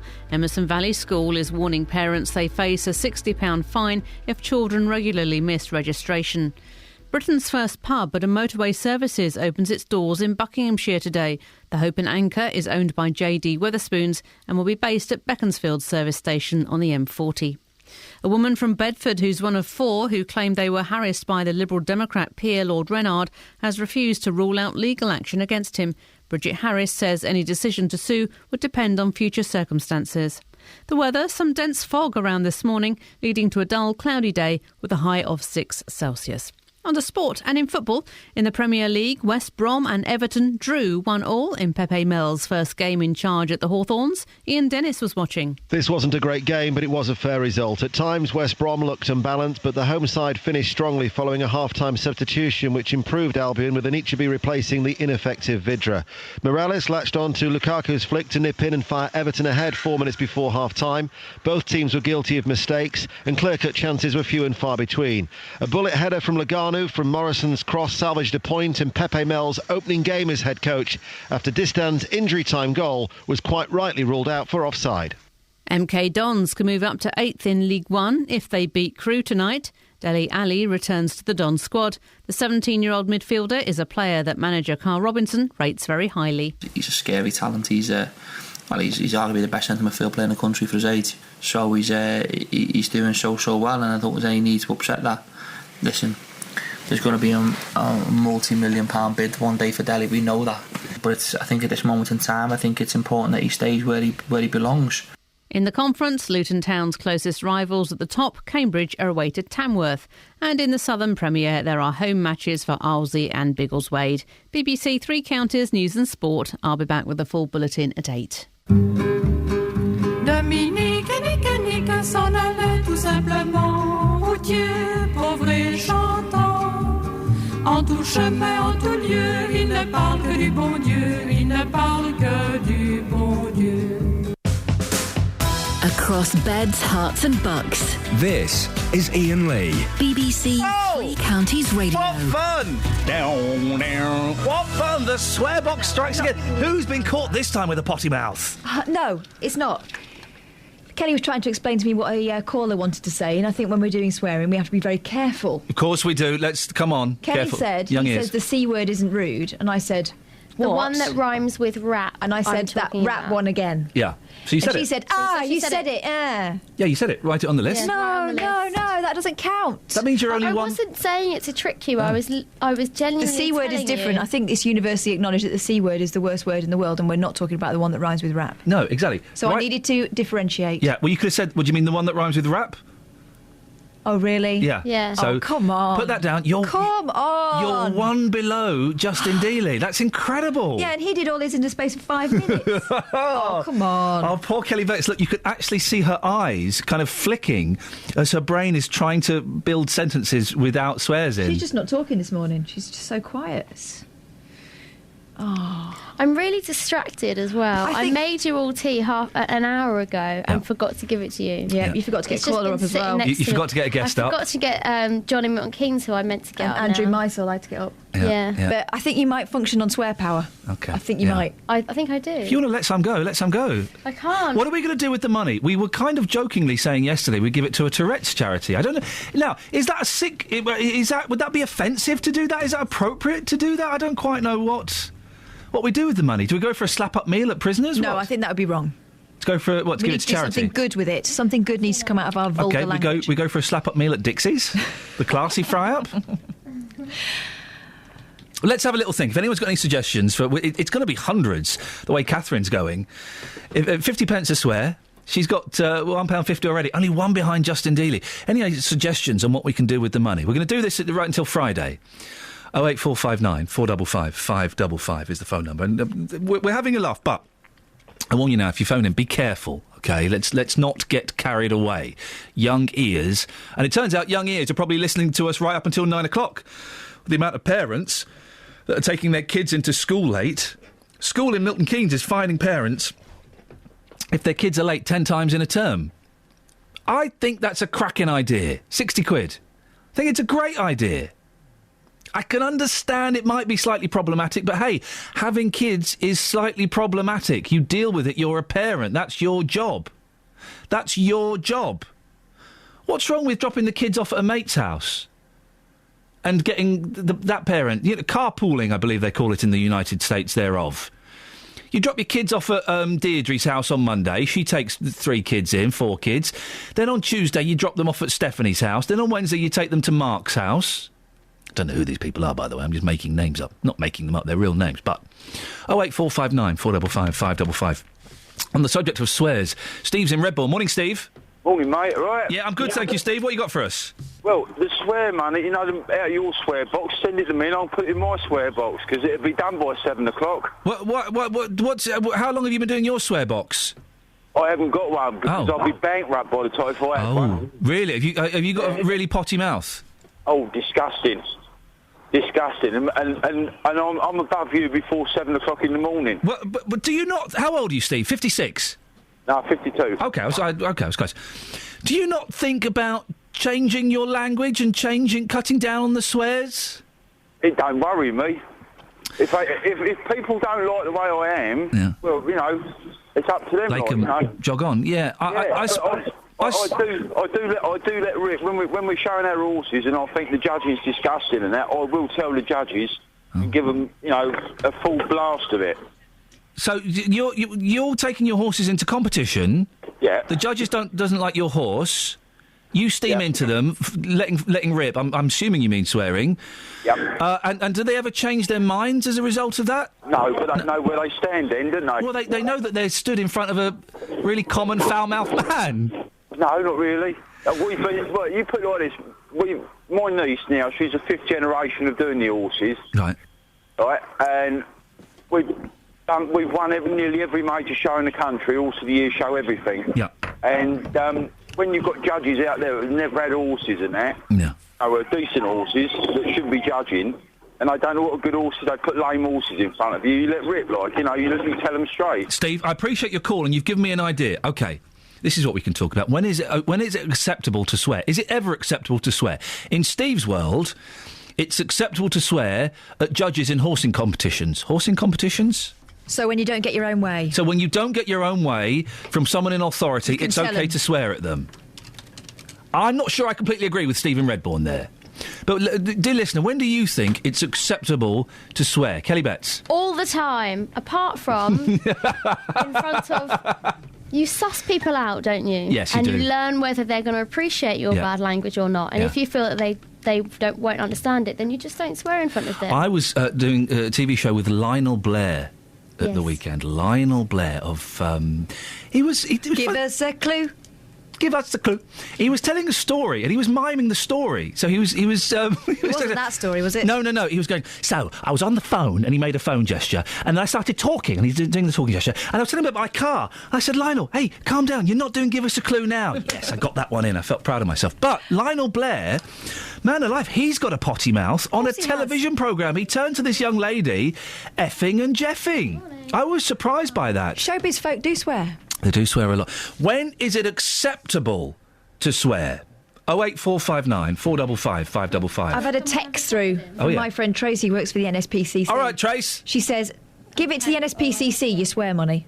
As today's the second day of my new job with them, and I have targets to reach in fundraising. Well, hopefully we're not going to help you reach those targets I'm assuming in one. She wants to get like thousands. Yeah. I don't know if giving money that's come from swearing to children, I don't know if that's appropriate. Is it dirty money? I think so. I think if the kids knew where it came from, they'd say no, thank you. I don't know. Is there a Dockers charity we could give to? 08459 455 555 is the phone number.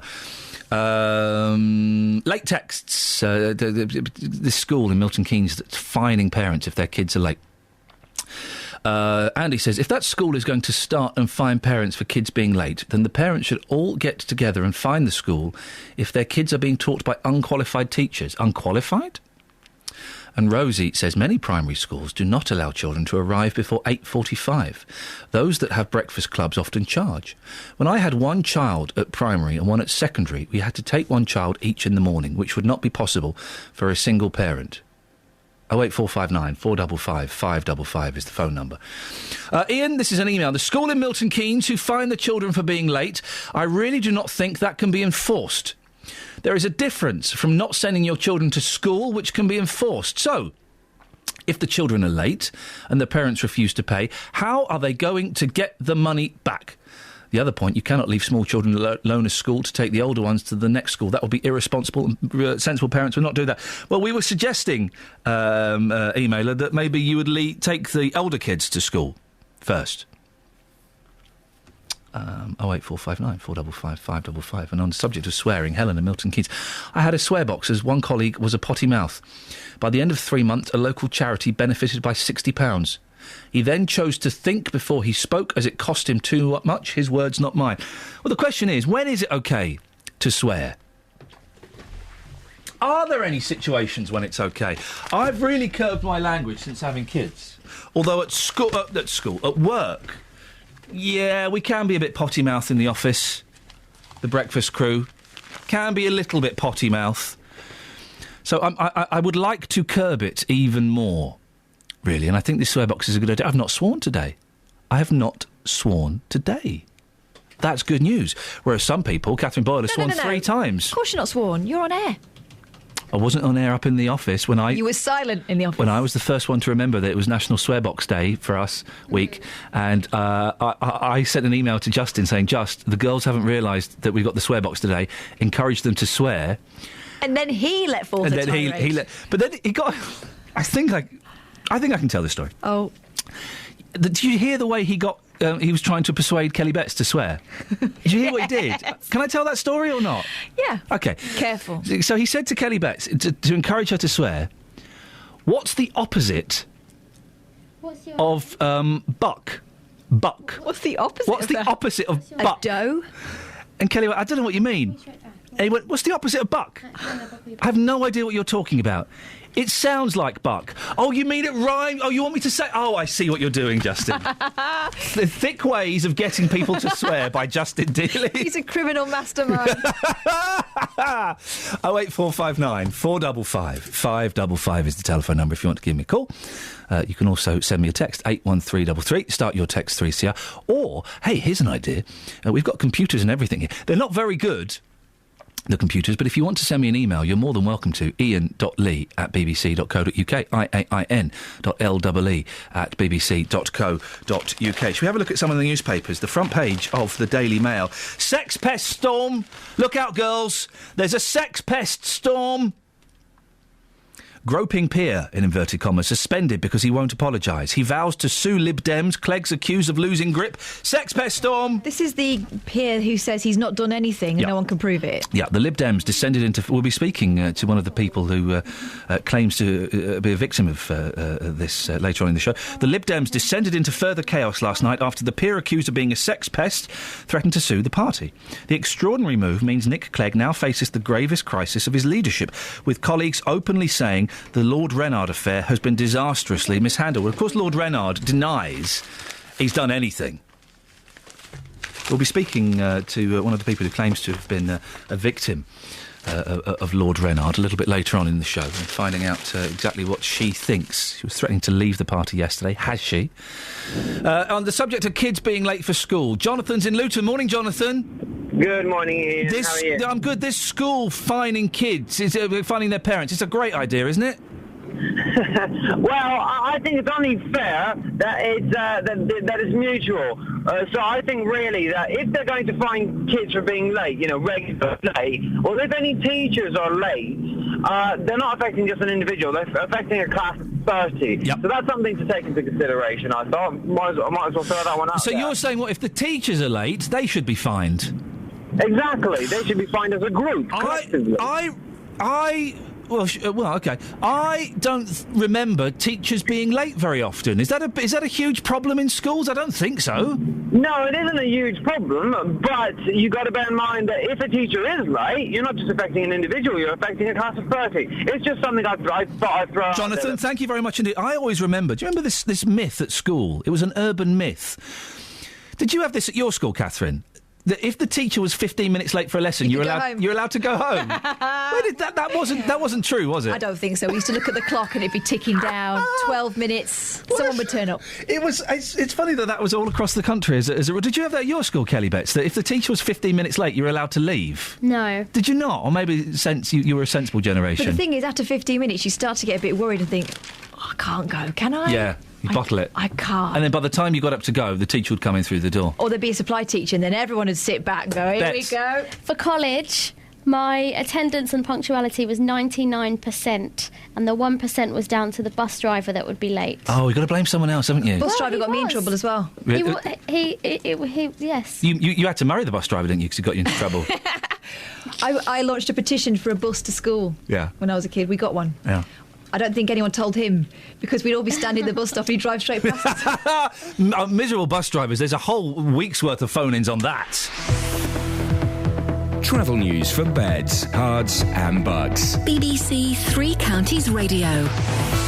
On the Great Barford Bypass, heading west, a lane is blocked between Bedford Southern Bypass and the Cardington Road because a car is broken down. On the speed sensors, the A41 looking very slow approaching the M25 at Kings Langley. And the Amersham Road also looking very slow heading towards Beaconsfield. On the M25, anti-clockwise, stop-start between junction 21 for the M1 and 16 for the M40. Public transport has no reported problems. I'm Alice Glossop, BBC Three Counties Radio. Thank you very much.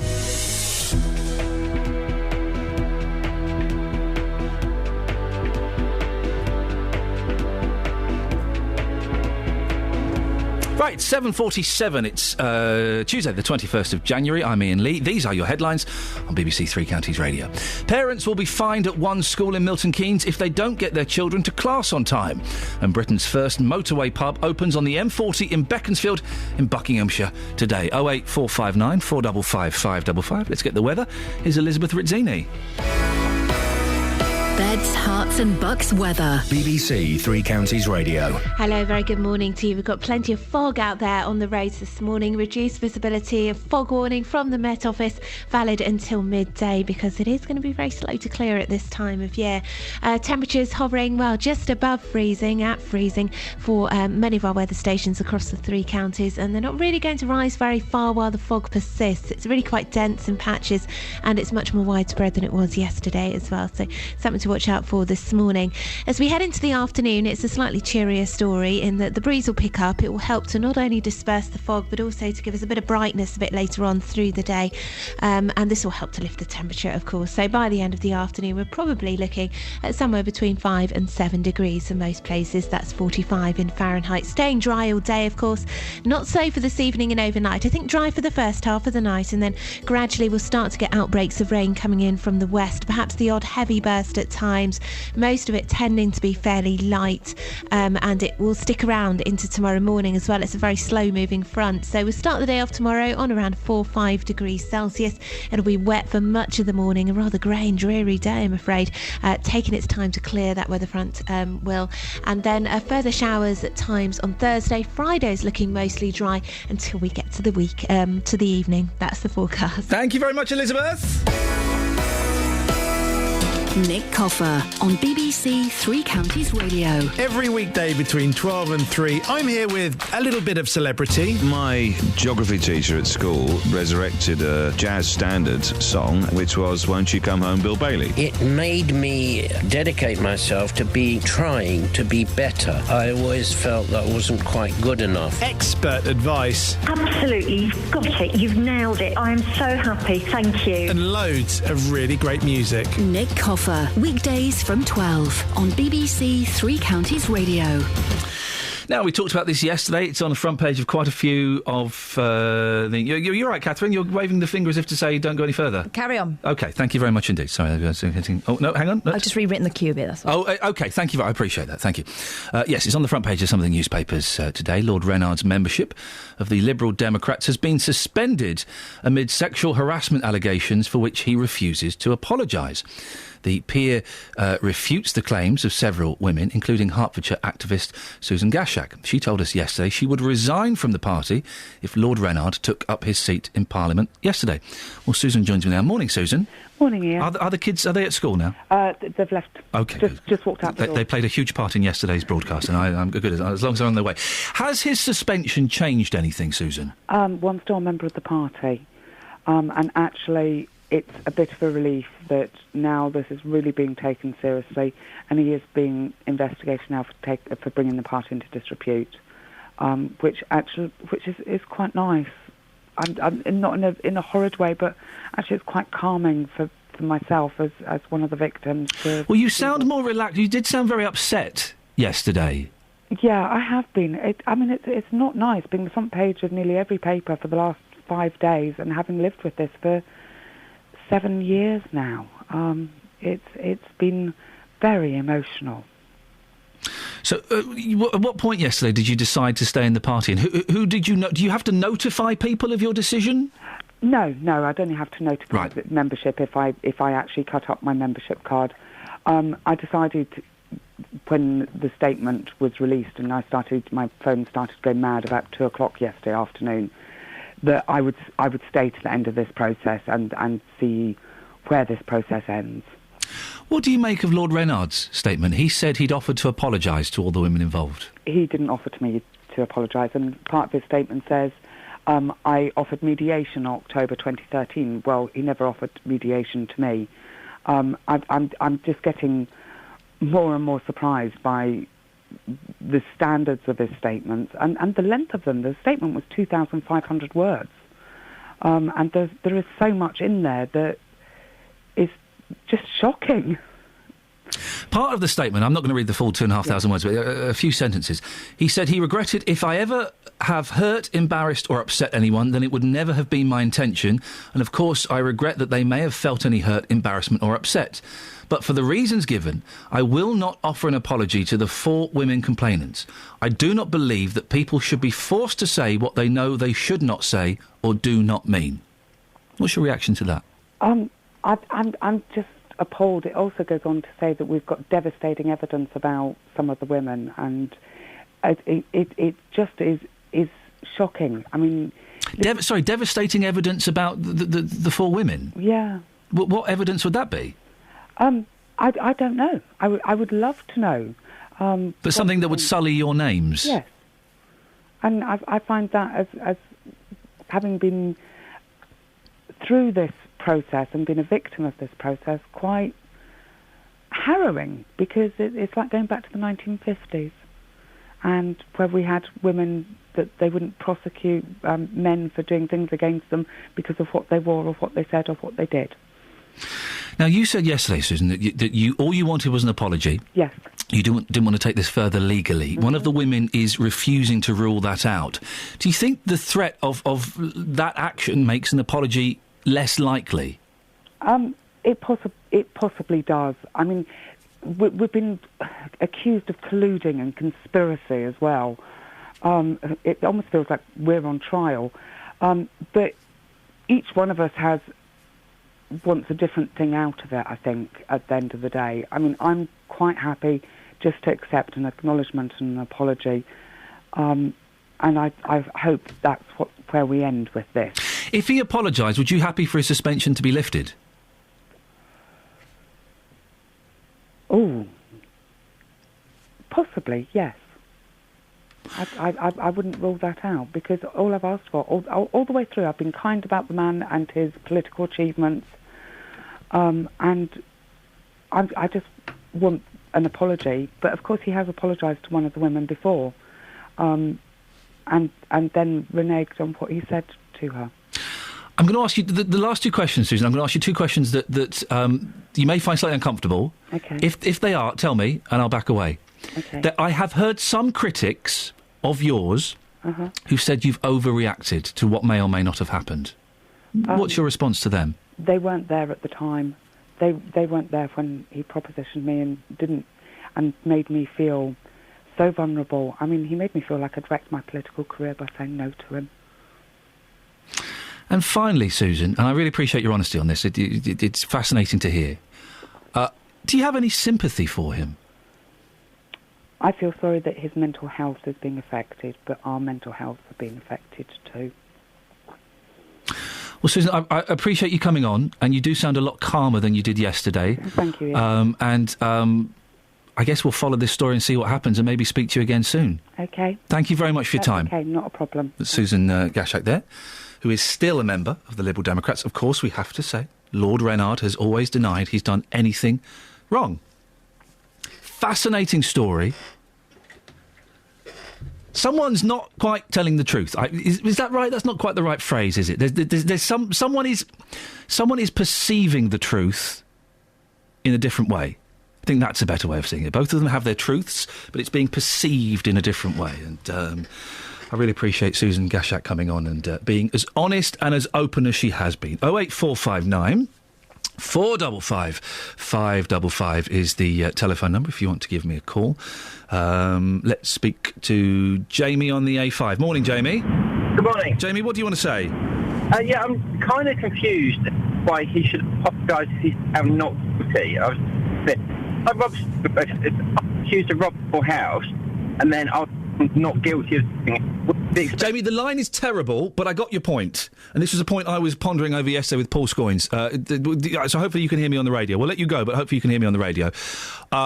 You were saying, why should he apologise if he's been found not guilty of anything? Well, I don't think it's a tough one, and we have to tread carefully on this, OK, of course. He denies any wrongdoing whatsoever. And the inquiry... Kath, you can tell me if I'm right on this. The inquiry said that there was evidence that the women had been made to feel uncomfortable, and that's what he should apologise for. Is that right? I think that's the gist. There was no proof that he'd done anything. I'm just trying to find an email that Paul Scoynes sent me yesterday where he laid it out in much better language than I'm using here. I think that was the basic gist of this, and someone will correct me if I'm wrong, that the report found that he had made the people feel uncomfortable, but that... here we go. Alistair Webster QC last week, this is the guy that did the report, this is sent from Paul Scoynes yesterday, said there was credible evidence dating back several years of behaviour, which, this is a quote, behaviour which violated the personal space and autonomy of the complainants. That's what it is. And that he should apologise for that. That's what the apology is specifically being asked for as a result of that inquiry. It's a mess, isn't it? It's a mess. Be interesting to see what happens. 08459 455 555. On the subject of swearing, Iain, your swear box money, you could donate it to Sight Concern Bedfordshire. We take any flipping donations. Sorry about the use of industrial language. It seemed like a good idea at the time. The right time for a swear word is a gem of a diffuser at the wrong moment. It is a red rag to a bull. Oh, balls, I can't be bothered with an ending. I've had to censor that. And here's an email on where we could send the money from our swear box. Dean says, may I suggest giving it to Tourette's Action? They sometimes swear without being able to help themselves. Saw a documentary on a group of them. Very sad, although funny at times. Funny at times. Travel news for beds, cards and bugs. BBC Three Counties Radio.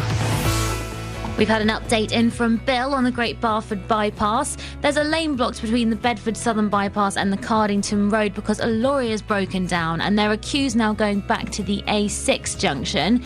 On the North Circular at the M1 Junction 1 for Staples Corner, we've got reports the exit slip road is blocked by a vehicle that's broken down. The M1 itself southbound is heavy at Junction 10 for Luton Airport, and the M25 anti-clockwise is stop-start between 21 for the M1 and 16 for the M40. Public transport has no reported problems. I'm Alice Glossop, BBC Three Counties Radio. Alice, thank you very much indeed. 08459 455 555 is the phone number. Rupert has emailed in, ian.lee@bbc.co.uk. Iain, when it's acceptable to swear, there are 3 times it's acceptable. 1, when a plan doesn't work. Well, hang on, Hannibal in the A-Team never swore when a plan didn't work. 2, when hammering a nail, you miss and hit your hand. 3, when caught over the legal drink drive limit after having a meal and a drink or two at a service station in Bucks. Oh dear, oh dear, oh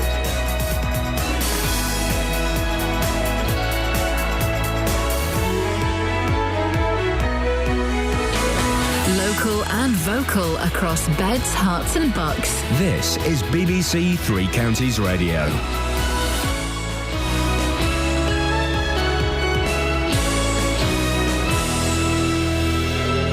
It's 8 o'clock. I'm Jane Killick. The headlines. Parents in Milton Keynes fined if their children are late. Evidence of torture and execution in Syria. And a pub opens on the motorway in Buckinghamshire. BBC Three Counties Radio. Children who are consistently late arriving at one school in Milton Keynes face getting their parents a £60 fine. Emerson Valley has written to parents saying the penalty will be imposed if children miss registration 10 times in a 12-week period. Mother Georgina Hodgkinson says the school should do more to help families who have to get children to both infant and junior schools with little leeway in between. Or at least have an allowance as a fact, as in if you've got 2 children in different schools, that you have got the ability to get from one to the other in a reasonable time, because otherwise you do feel that you're just being fined and unreasonably so. A woman from Bedford, who's one of 4 who claimed they were harassed by the Liberal Democrat peer, Lord Renard, has refused to rule out legal action against him. Bridget Harris, who's a former aide to the party's leader, Nick Clegg, says any decision to sue would depend on future circumstances. Lord Renard has always denied the allegations, but was suspended from the Lib Dems for not saying sorry to the women. A report by 3 former war crimes prosecutors says there's clear evidence Syria has systematically tortured and executed about 11,000 detainees since the start of the uprising. The document breaks new ground as our Middle East correspondent Jim Muir reports from Beirut. It's purportedly based on information from inside the regime, with many thousands of photographs taken by a military police photographer who later defected and fled. If it's to be believed, it shows a chilling, systematic documentation of the bodies, each of which was photographed several times and given a number. The numbers involved are also horrifying. Around 11,000 bodies are documented. Police in Aylesbury are hunting a hit-and-run driver after a 6-year-old child was run over by a car at a pedestrian crossing. The child was knocked down on the A41 Tring Road near to Parton Road at 6:20 on Friday evening. The car failed to stop. The child was taken to Stoke Mandeville Hospital for leg injuries. Britain's first pub on a motorway opens in Buckinghamshire this morning. The Hope and Anchor on the M40 at Beaconsfield is run by JD Wetherspoons and is open 4 a.m. to 1 a.m. with alcohol served from 9 a.m. The director of alcohol concern, Andrew Mizzle, says it makes a mockery of the don't drink and drive message. I think a lot of us really would draw the line at the motorway because if it's on the motorway, you're not going to be walking to this pub. You're going to have people pulling in straight off the motorway. And I think, as people have said, it is going to be a temptation. The Met Office has issued a weather warning for Beds, Herts and Bucks this morning. Motorists are being warned that thick fog is likely to make driving conditions dangerous. And the weather forecast, there is widespread fog this morning, which will be slow to lift. The rest of the day will be cloudy, dull and cold, with a high of 6 Celsius. And get the latest news and sport online at bbc.co.uk/3 counties. You love it, Kelly! All together now.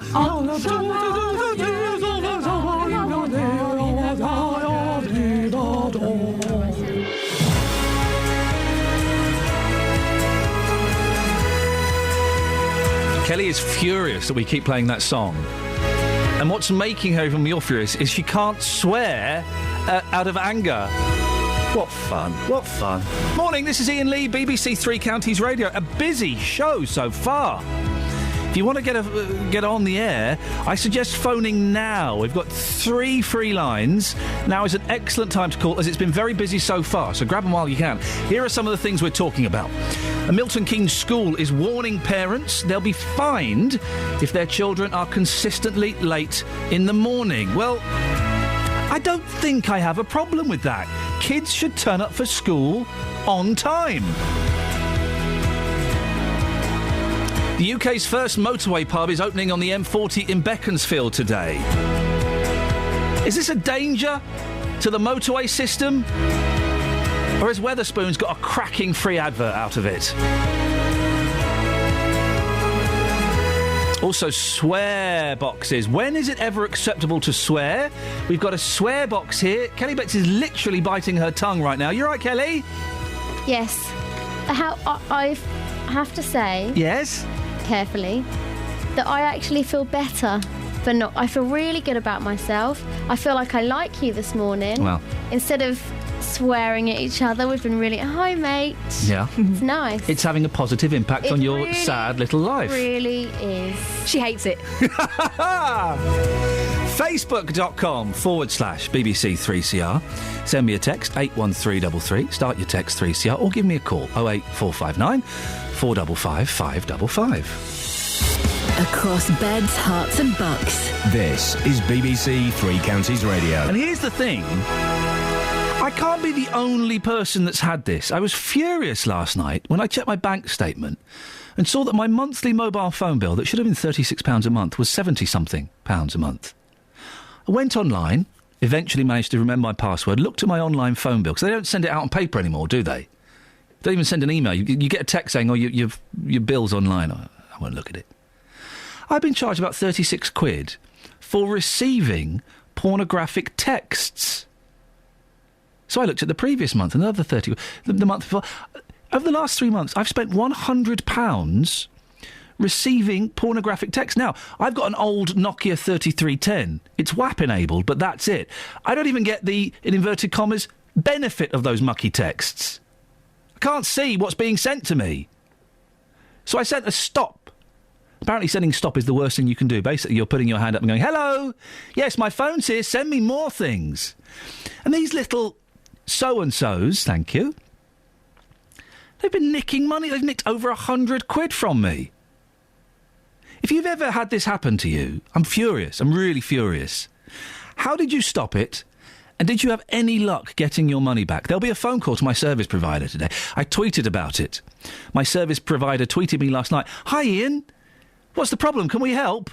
I replied back saying, yes, you can stop this porn getting to my phone and you can give me my money back, please. These numbers are known scammers. So how on earth are the service providers allowing them to work and operate? Furious. 08459 455 555 if that's happened to you and how you solve that problem. Also the number to call if you want to talk about parents being fined if their kids are late for school. Emerson Valley School in Milton Keynes is set to do that if children at the school are consistently late. Parents of children who miss registration 10 times in a 12-week period will be fined £60, increasing to £120 if the fine isn't paid in 21 days. Martin in Sundon Park, Ken in Luton, I know you want to have your say on that. Stay there. I'll come to you in a second. Before that, though, I want to speak to Christine Hood, who's the former secretary of the Hertfordshire branch of the National Union of Teachers and a retired teacher. Morning, Christine. Morning. It sounds like a cracking idea to me. Was kids being late when you were teaching at school, was it a big problem? No, it wasn't. We had one or two who were often late. I always remember one who cycled, and one of his excuses was the wind that was against him. Oh, for goodness sakes. But no, I don't think it's a good way to foster good relationship between school and parents at all. Really, you think fining parents is a bad idea? What if it's obvious this school has a big problem with this, and if parents are allowing their kids to turn up late How old are these children? 9 years old. Well, it's not parents allowing them, then, is it? It's a combination of problems, I would suspect. What? Well, it's the parents' responsibility. Yes. But, you know, it's got to be pinned down. Why are they being late? Are there logistical problems, having to drop another child off at a nearby school? Do they have to walk? You know, what is the problem? Well, hang on. If they have to walk, leave 10 minutes earlier. Absolutely. Oh, yes, I agree. There are solutions to all of these problems. But I don't think fining them is the way to go about it. If there are persistent parents who's bringing their children late, call them in, sit down, discuss the issue. Don't fine them. Oh, I bet some of these parents, though, are right. You know, I don't want to say the word scum, but do you know what I mean? They don't give a monkeys about authority and about, it doesn't matter if Charlene's 10 minutes late for school, she's only going to miss registration. I think some of these parents don't realise how important it is. Well, again, so bring them in and talk to them. Some of them are too thick, aren't they? No, I don't think that's a very nice way to talk about any parents. But some of them are. Some of them have complete disrespect and disregard for the authority of the school. Otherwise, they wouldn't keep doing it. Well, we don't know why they keep doing it. Bring them in and talk to them. Don't antagonise them. If they belong to the category, I'm not going to use those words which you used, but if they belong to those categories, it may well be that fining them, they wouldn't pay the fine, it would just go on and on and on. I mean, do you remember the instances a few years ago when a woman was sent to jail for her daughter truanting? It didn't solve any of the problems. What can the school be doing, Christine? Apart from getting them in and talking to them, what else could they be doing to help? Well, I think that's what they've got to do, to find out what the problem is. I mean, do they even have an alarm clock? You know, there's also... Oh, no, Christine, come on. You've got to find out what is causing the problem. Otherwise, that child is going to just end up as piggy in the middle between the school and the parent. Well, if they're turning up late because they haven't got an alarm clock or because they have to walk, that's not a good enough reason. So talk to them about it. Don't fine them. But why should the school have to talk to them about it? It's the parents' responsibility to get their kids to school at time. Themselves may well not have been brought up particularly well. I can't imagine dropping my boy off late for school. And if I did, I would be so embarrassed and so apologetic. Yeah, but without creeping, you're an intelligent, articulate chap. Well, and that's the problem. These parents are thick. Not all of them, just some of them. So help them.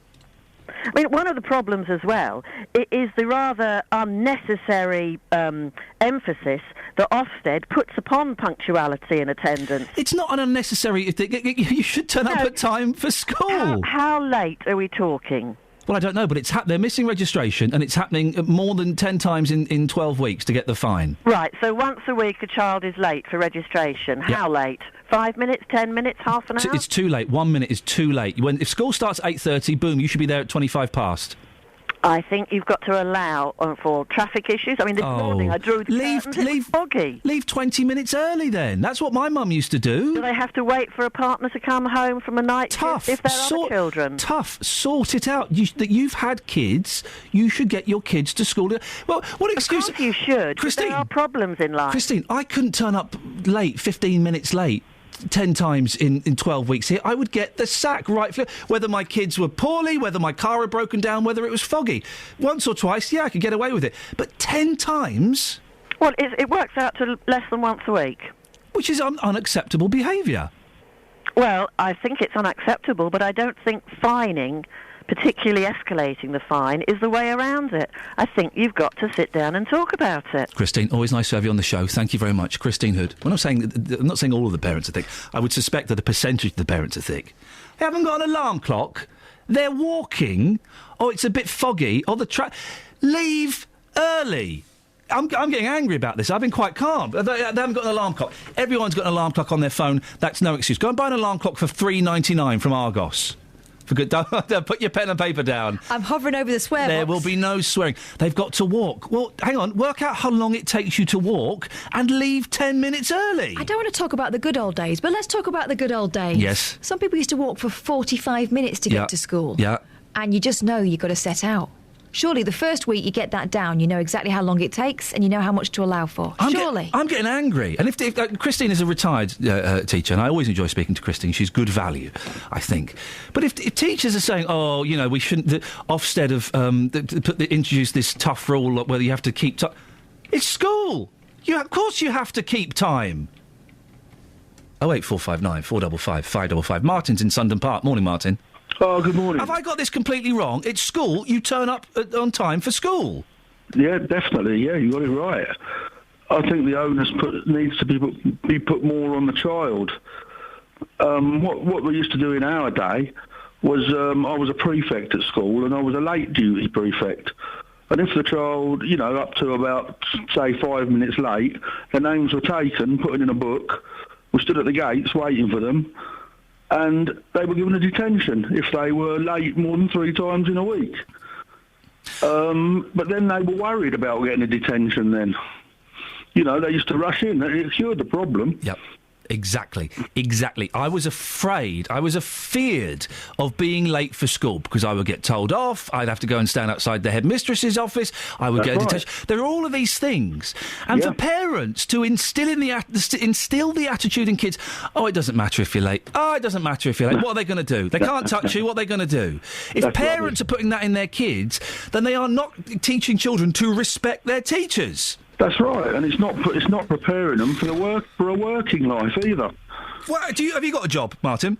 I'm not working at the moment because through health reasons. If you were in your last job, right? If you turned up late 10 times in 12 weeks, what would happen to you? Oh, you'd get called in the office and thrown over the coals, basically. Exactly, and the same thing would happen to me. Martin, thank you for that. The same thing would happen to me here. Imagine if I strolled in at 6:15 once a week. It's only once a week. It don't matter. I get away with it once, I get away with it twice. The third time, boss will call me in, is there a problem?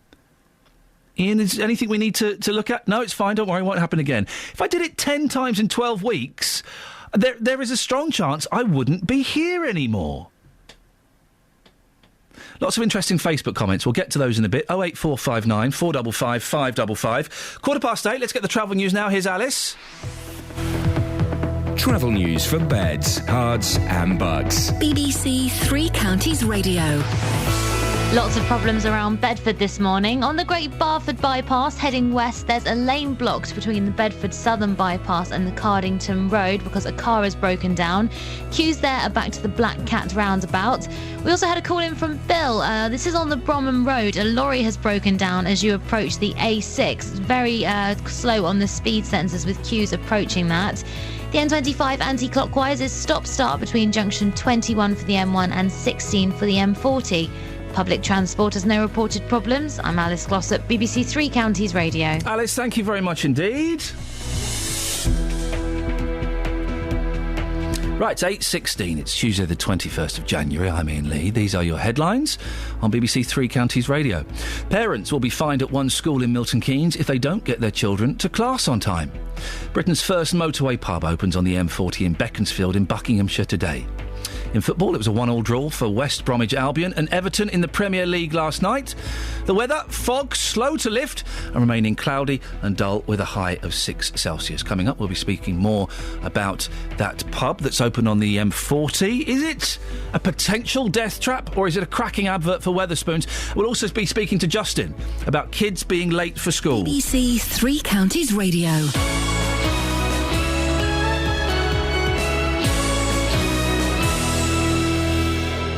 On Thursday, I'll be live at the end of an era. Today, the 10th of July, 1963, I declare this town hall open. Bedford's town hall is due to be demolished from Monday. The council have approved plans for major redevelopments across the town centre. I'll be one of the last people in there before it's taken apart brick by brick. I don't see concrete tower blocks as being an attractive addition to Bedford. I'll bring you the history, why it's happening, and what the future holds for the site. Personally, I think any adventure which is going to bring football into the town is a good thing.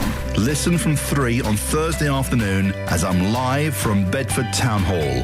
Roberto Perroni on BBC Three Counties Radio. Jonathan Vernon-Smith, nice to see you. Good. Well, very nice to see you too. Look at us both in our checked shirts. Checked shirts. They call it plaid in America. I only realised... Do you know what bangs are?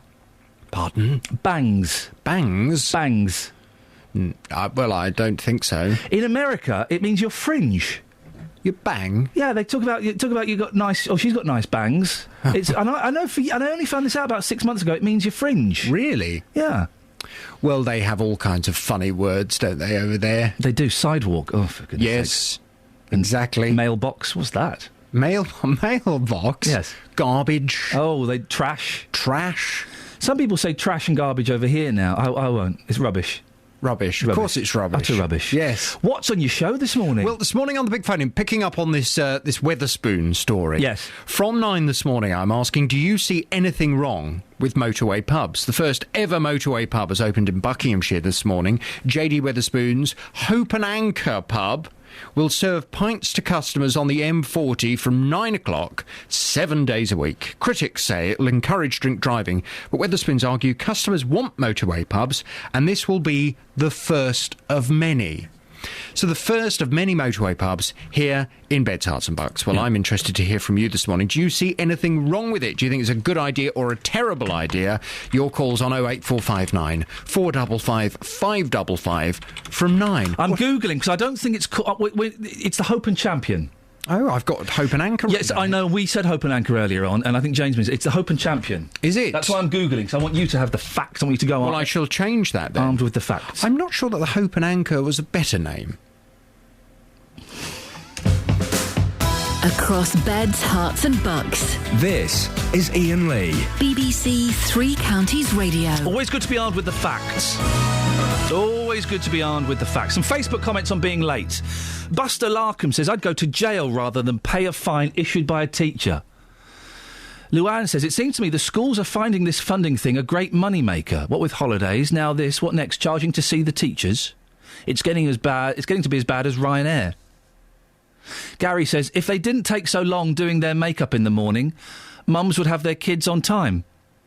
Julie, the head of our middle school, is giving detention after 3 lates, which I applaud, especially for the likes of my children who have no excuse. It puts the responsibility back on the child. Don't think you could enforce that with the little ones, though, as it's rotten because it won't be their fault. Sue says it should happen in all schools.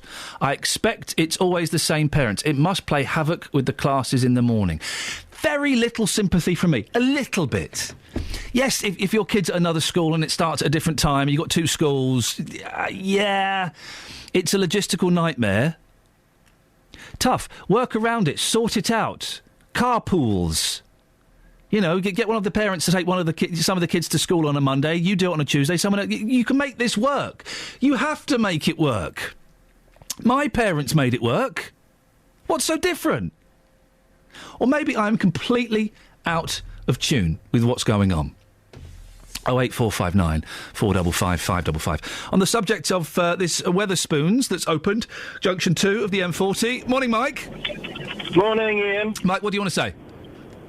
Just a quick one, really. The services aren't really on the M40. No, you have to drive off. You have to go off for turning, don't you? Junction 2, yes. So it's a little bit off. So they could argue that they're on the Beaconsfield to Slough Road.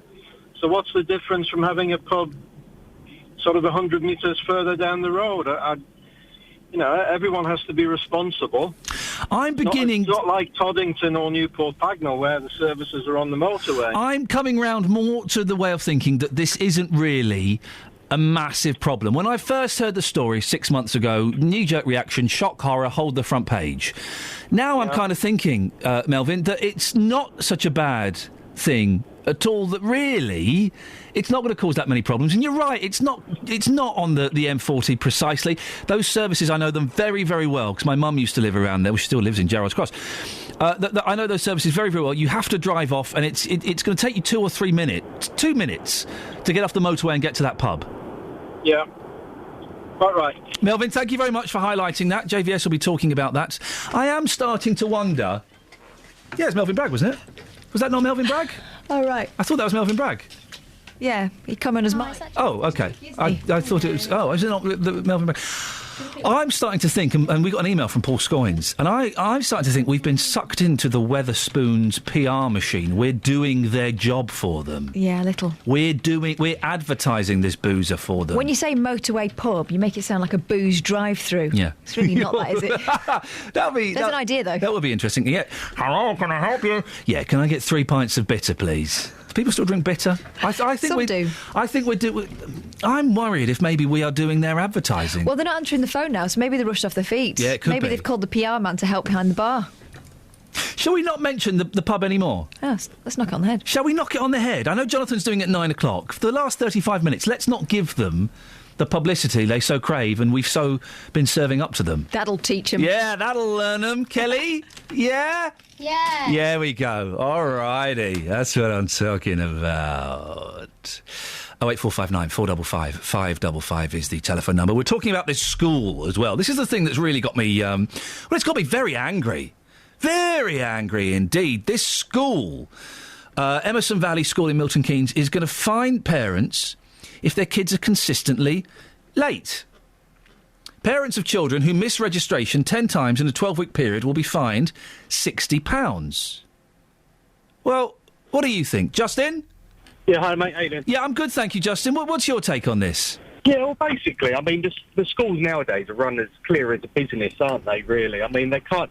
The local authority give them lack of funds anyway to pay for additional staff and additional resources. They have to recoup the money somewhere along the line. However, just on the attendance a little bit more, is that also you're not taking into consideration the fact that you have young people that have emotional and behavioural difficulties, which is a bit of a concern, these young people are depressed in some way or another. So what you need to look at is taking into consideration these concerns. Who's depressed? Well, these young people. I mean, these young people brought up with traumatic life issues. It's all learned behaviour, all these concerns. And that's what we have to look at as well. What traumatic? I'm slightly confused, Justin. What traumatic life? He's gone. Can we get him back? Because I'm confused slightly. He's dropped off. So let's try and get him back. Traumatic life issues. What? Sorry, we're talking about kids being late for school. It's unacceptable. It's unacceptable. 08459 455 555. We'll try and get Justin back, but he may have lost his signal, in which case we'll struggle. The more I think about this, the more this makes perfect sense. If the kids are late, and it's not if they're late 2 or 3 times, if they're late 10 times in 12 weeks, £60 fine.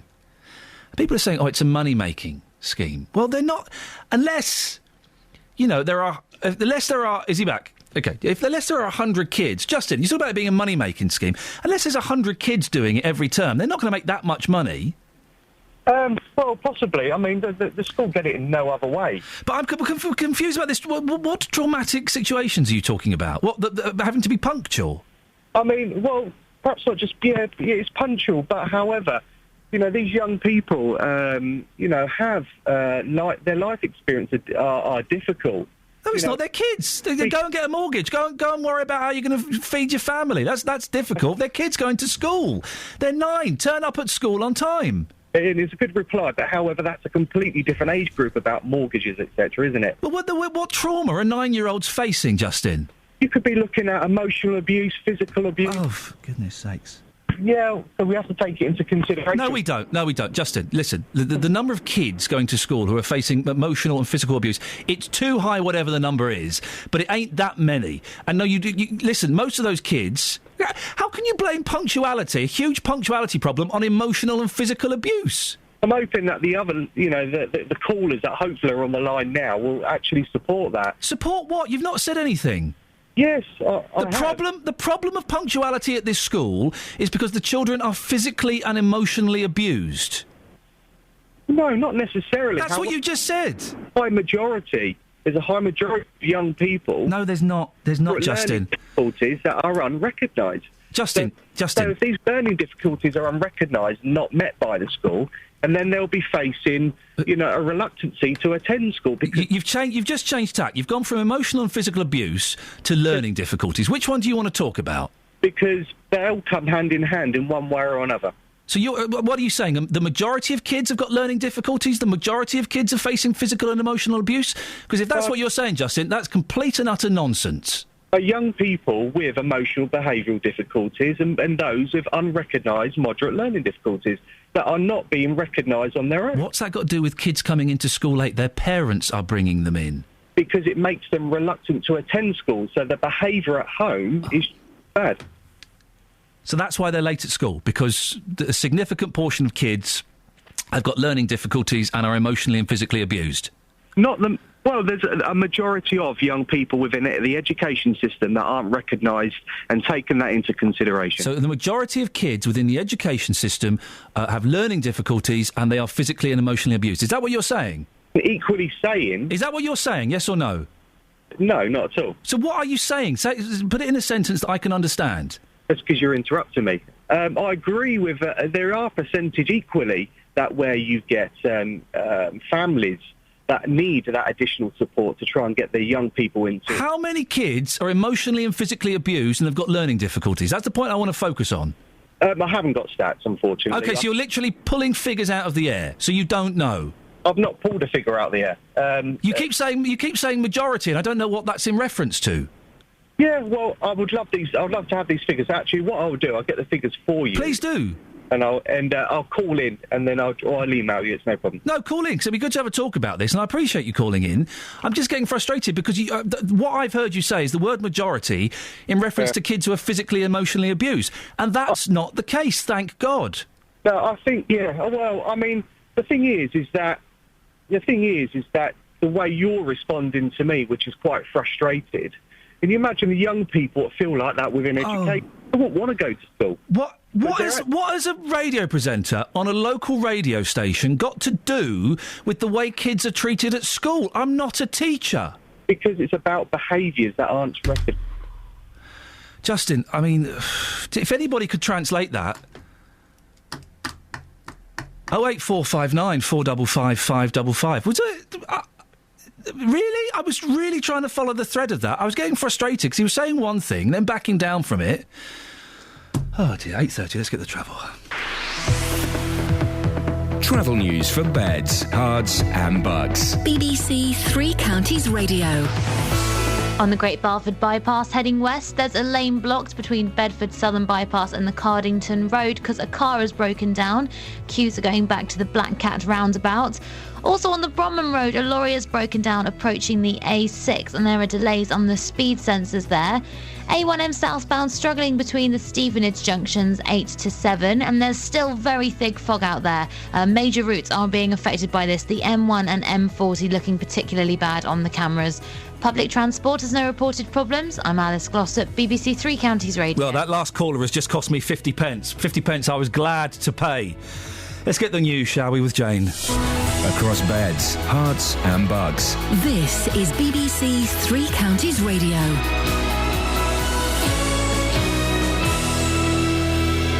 It's 8:30. I'm Jane Killick. A school in Milton Keynes is fining parents if their children are consistently late for school. Emerson Valley School is warning parents they face a £60 fine if children regularly miss registration.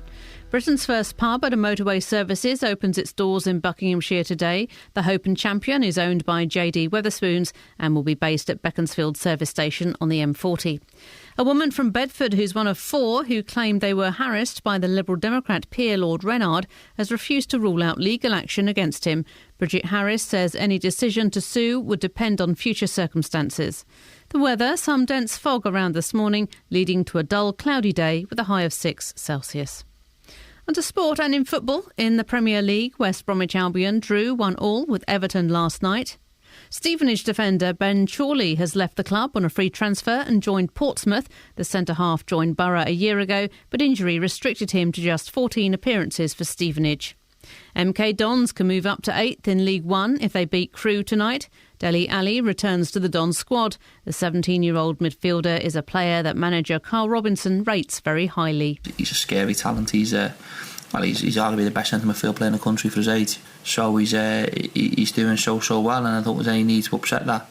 Listen, there's going to be a multi-million-pound bid one day for Dele. We know that, but I think at this moment in time, I think it's important that he stays where he belongs. In the conference, Luton Town's closest rivals at the top, Cambridge, are away to Tamworth. In the Southern Premier, there are home matches for Arlesey and Biggleswade. And in tennis, 4th seed Lee Na will meet the Canadian teenager Eugenie Bouchard in the semi-finals of the Australian Open after Bouchard won through to the last 4 in just her 4th Grand Slam. Thomas Burdick is through to the semi-finals after beating Spaniard David Ferrer in 4 sets. He will play the winner of the match between Novak Djokovic and Stanislas Wawrinka, who are on court shortly. BBC Three Counties News and Sport. I'll be back with a full bulletin at 9. Across beds, hearts and bucks. This is Iain Lee. BBC Three Counties Radio. Well, I'm 50 pence down now, thanks to that last call, but it was worth it. I needed to get that off my chest. Was anybody else following that? 08459 455 555. Get your kids to school on time. It's simple. The school in Milton Keynes that is fining parents, I applaud you. I applaud you. Yeah, it's tough. Having kids is tough. It's hard work. And when people say to you when you're having kids, oh, it's hard work. Yeah, I'll be fine. Oh, I'll be fine. It's hard. Tough. Get on with it. Deal with it. Take your kids to school. 08459 455 555. Wendy's in Watford. Good morning, Wendy. Hi, I agree with you. What would you like to say? You agree with me? Yes, I'm a teacher. Yes. I have approximately 100 pupils that I have in secondary school. Oh, blimey. Out of that, 2 of them have a statement of special educational needs. So that's 2 with severe learning difficulties. Maybe about 20 who have a learning difficulty. Right. So majority, no. And then you take into account some of those who are actually quite happy at school. Is that but I agree with your caller that there probably are 1 or 2 who don't want to come to school. Well, this is the thing I was confused with Justin. He did use the word majority, didn't he? And let's give him the benefit of the doubt. Maybe he meant minority. Maybe he got a little bit nervous and he meant minority. I do sympathise with parents who have that problem. Yes. But those children, the same as everybody else, have got to learn that they need to be at school on time. Yeah. In fact, maybe even more so, because it might be harder for them to get work. And if the problem is, it takes me an extra 20 minutes because little Stephen has got learning difficulties. 20 minutes earlier then. There, ladies and gentlemen, the voice of reason, you get up. Thank you so much, Wendy. I thought I was shouting against a brick wall here, but it is. You get up early. You get up earlier. You leave earlier. I had a primary school child with flu ear who didn't like going to school, but this is primary, so he was younger. And it's exactly what I did. We just got up earlier, started the whole day earlier. Wendy, as a teacher, how does it affect you and the rest of the class if kids are turning up late? It's disruptive, but it's more disruptive for the child who's late. Right. Well, that's Unless interesting. you have a whole string of them. I mean, you do on a whole string of them that turn up late. I sympathise with parents, though, whose children take themselves to school. because you've got no control. Well, you should have. Difficult to control what happens during the day when they close the front door and when they walk in the school gate.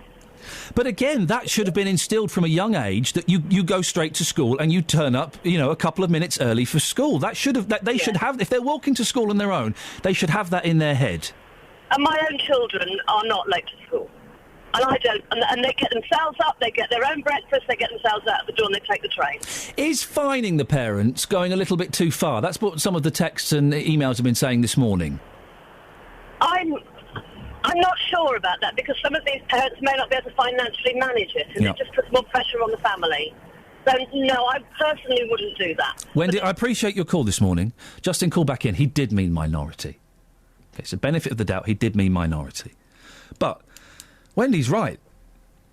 If you've got a kid that's harder to get up and get dressed and fed, and they're turning up 20 minutes late, well, then get up 20 minutes earlier. I know it's tiring, isn't it? Kids are tiring. It's hard work. But that's what you have to do. They're your responsibility. Oh, little Joey, he's a nightmare in the morning. I just can't do a thing with him in the mornings. You're turning up 20 minutes late every day.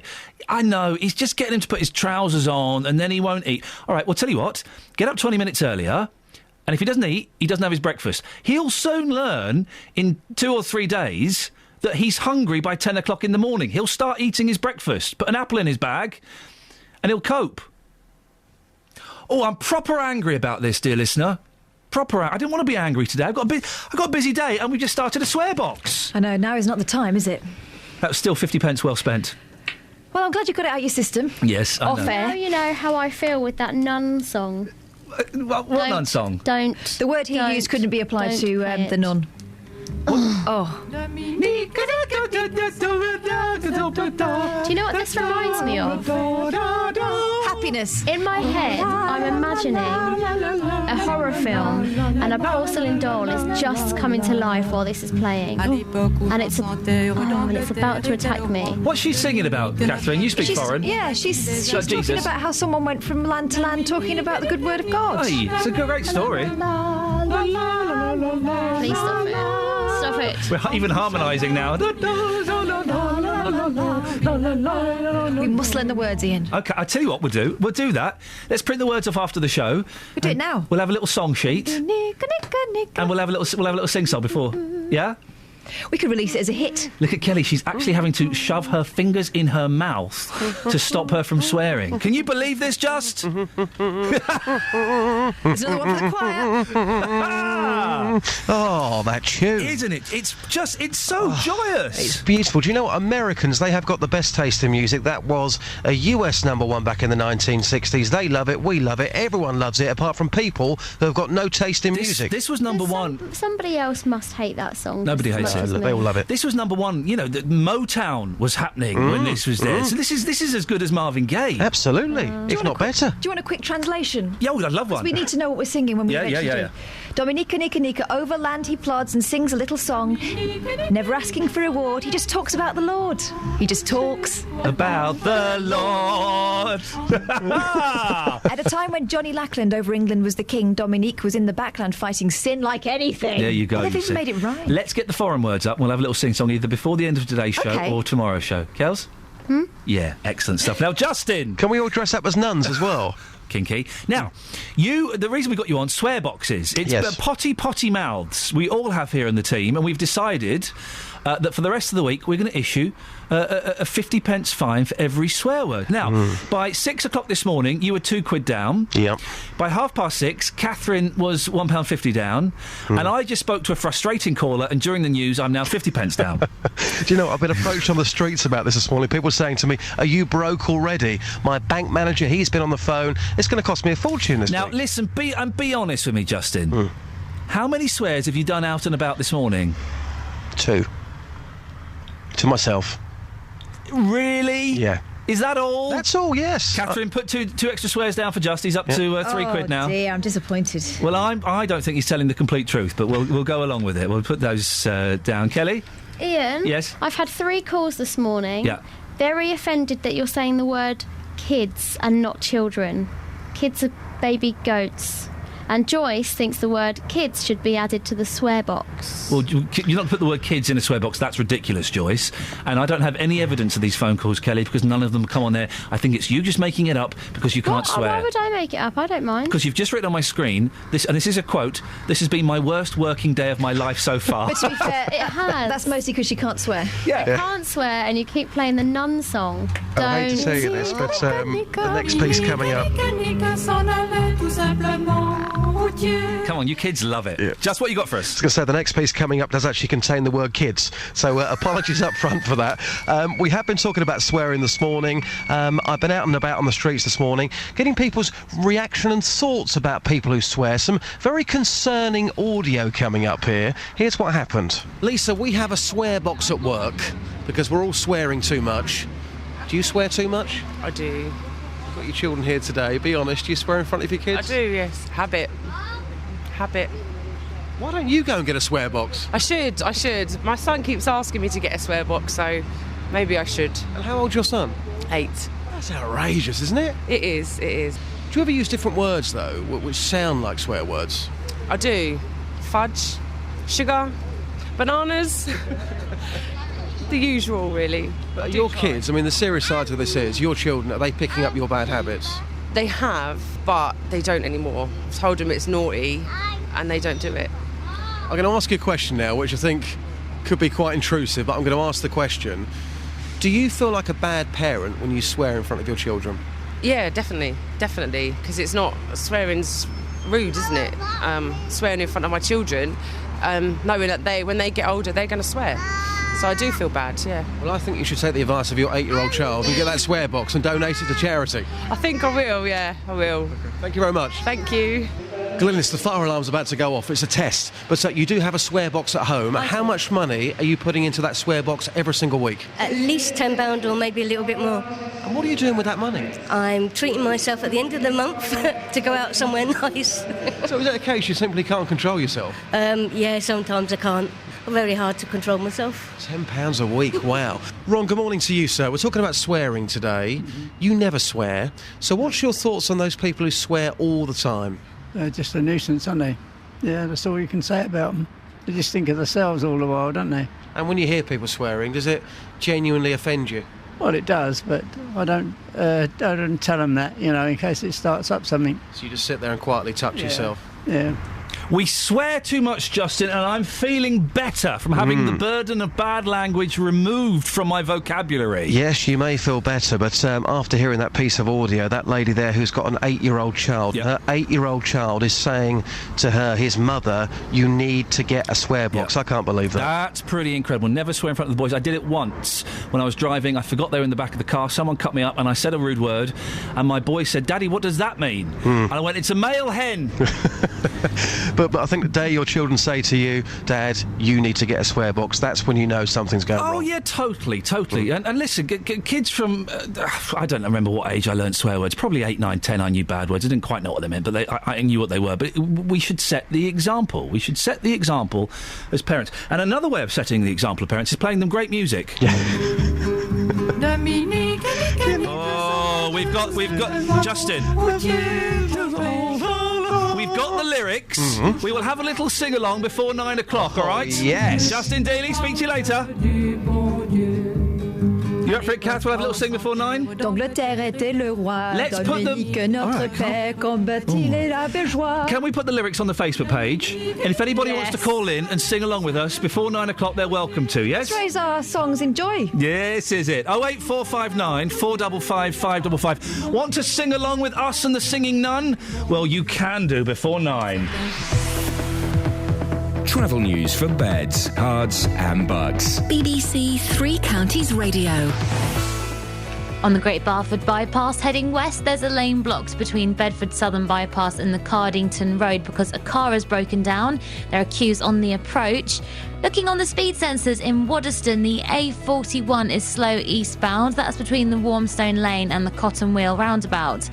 A355 also struggling in patches all the way from Amersham heading towards Slough. And the M25 anti-clockwise stop-start between junction 21 for the M1 and 16 for the M40. On public transport, there's no reported problems. I'm Alice Glossop, BBC Three Counties Radio. Thank you very much indeed. 8:46 or thereabouts. It's Tuesday, the 21st of January. I'm Iain Lee. These are your headlines on BBC Three Counties Radio. Parents will be fined at one school in Milton Keynes if they don't get their children to class on time. Britain's first motorway pub opens on the M40 in Beaconsfield in Buckinghamshire today. In football, it was a 1-1 draw for West Bromwich Albion and Everton in the Premier League last night. Coming up, do you fancy singing along with the breakfast crew and the singing nun? Give us a call now. The lines have gone literally lukewarm. 08459 455 555. Before that, here's the weather with Elizabeth Rizzini. Beds, Herts and Bucks weather. BBC Three Counties Radio. Hello, very good morning to you. We've still got some fog patches. They're quite dense in places, fairly widespread as well through this morning. Temperatures are still on the low side, hovering just around or just slightly above or even below freezing across the three counties. It's very cold out there, and it will remain cold while we do still have those fog patches. So reduced visibility. We've got a Met Office weather warning out that's valid until 12. By then, most of the fog should have lifted into low cloud, and that's the way it will stay for the first part of the afternoon, eventually brightening up, I think, by the end of the day. The breeze will pick up as well. That will allow the brightness to form and, of course, the fog and the mist to disperse through the morning. Top temperatures today, possibly up to 5 or 6 degrees, maybe even 7. That's 45 in Fahrenheit, only really where we do get the best of the brightness. And then as we head into this evening and overnight, staying dry for the first half of the night. A bit later on, then we'll see some outbreaks of rain spreading from the west. That'll still be with us into tomorrow morning. Starting the day off on around 4 degrees. It'll be a wet morning tomorrow. Bit of a grey, dreary day, taking some time into the afternoon to cheer up. Perhaps a few spells of brightness a bit later on through the day, but feeling really rather cold, particularly under the rain. There'll be further showers on Thursday. That's the forecast. Thank you very much indeed. I can't tell you how much Kelly Betts wants to swear at us as we arrange the first ever sing-along with the Singing Nun. Probably been done loads of times. 08459 455 555. The lyrics are going on the Facebook page now. Original British drama on BBC One. Welcome to our glorious enterprise. We're going to build a new France. How? We kill the king and queen. The poor and the dispossessed will rise up and join us. Dark forces are at work in 17th century France.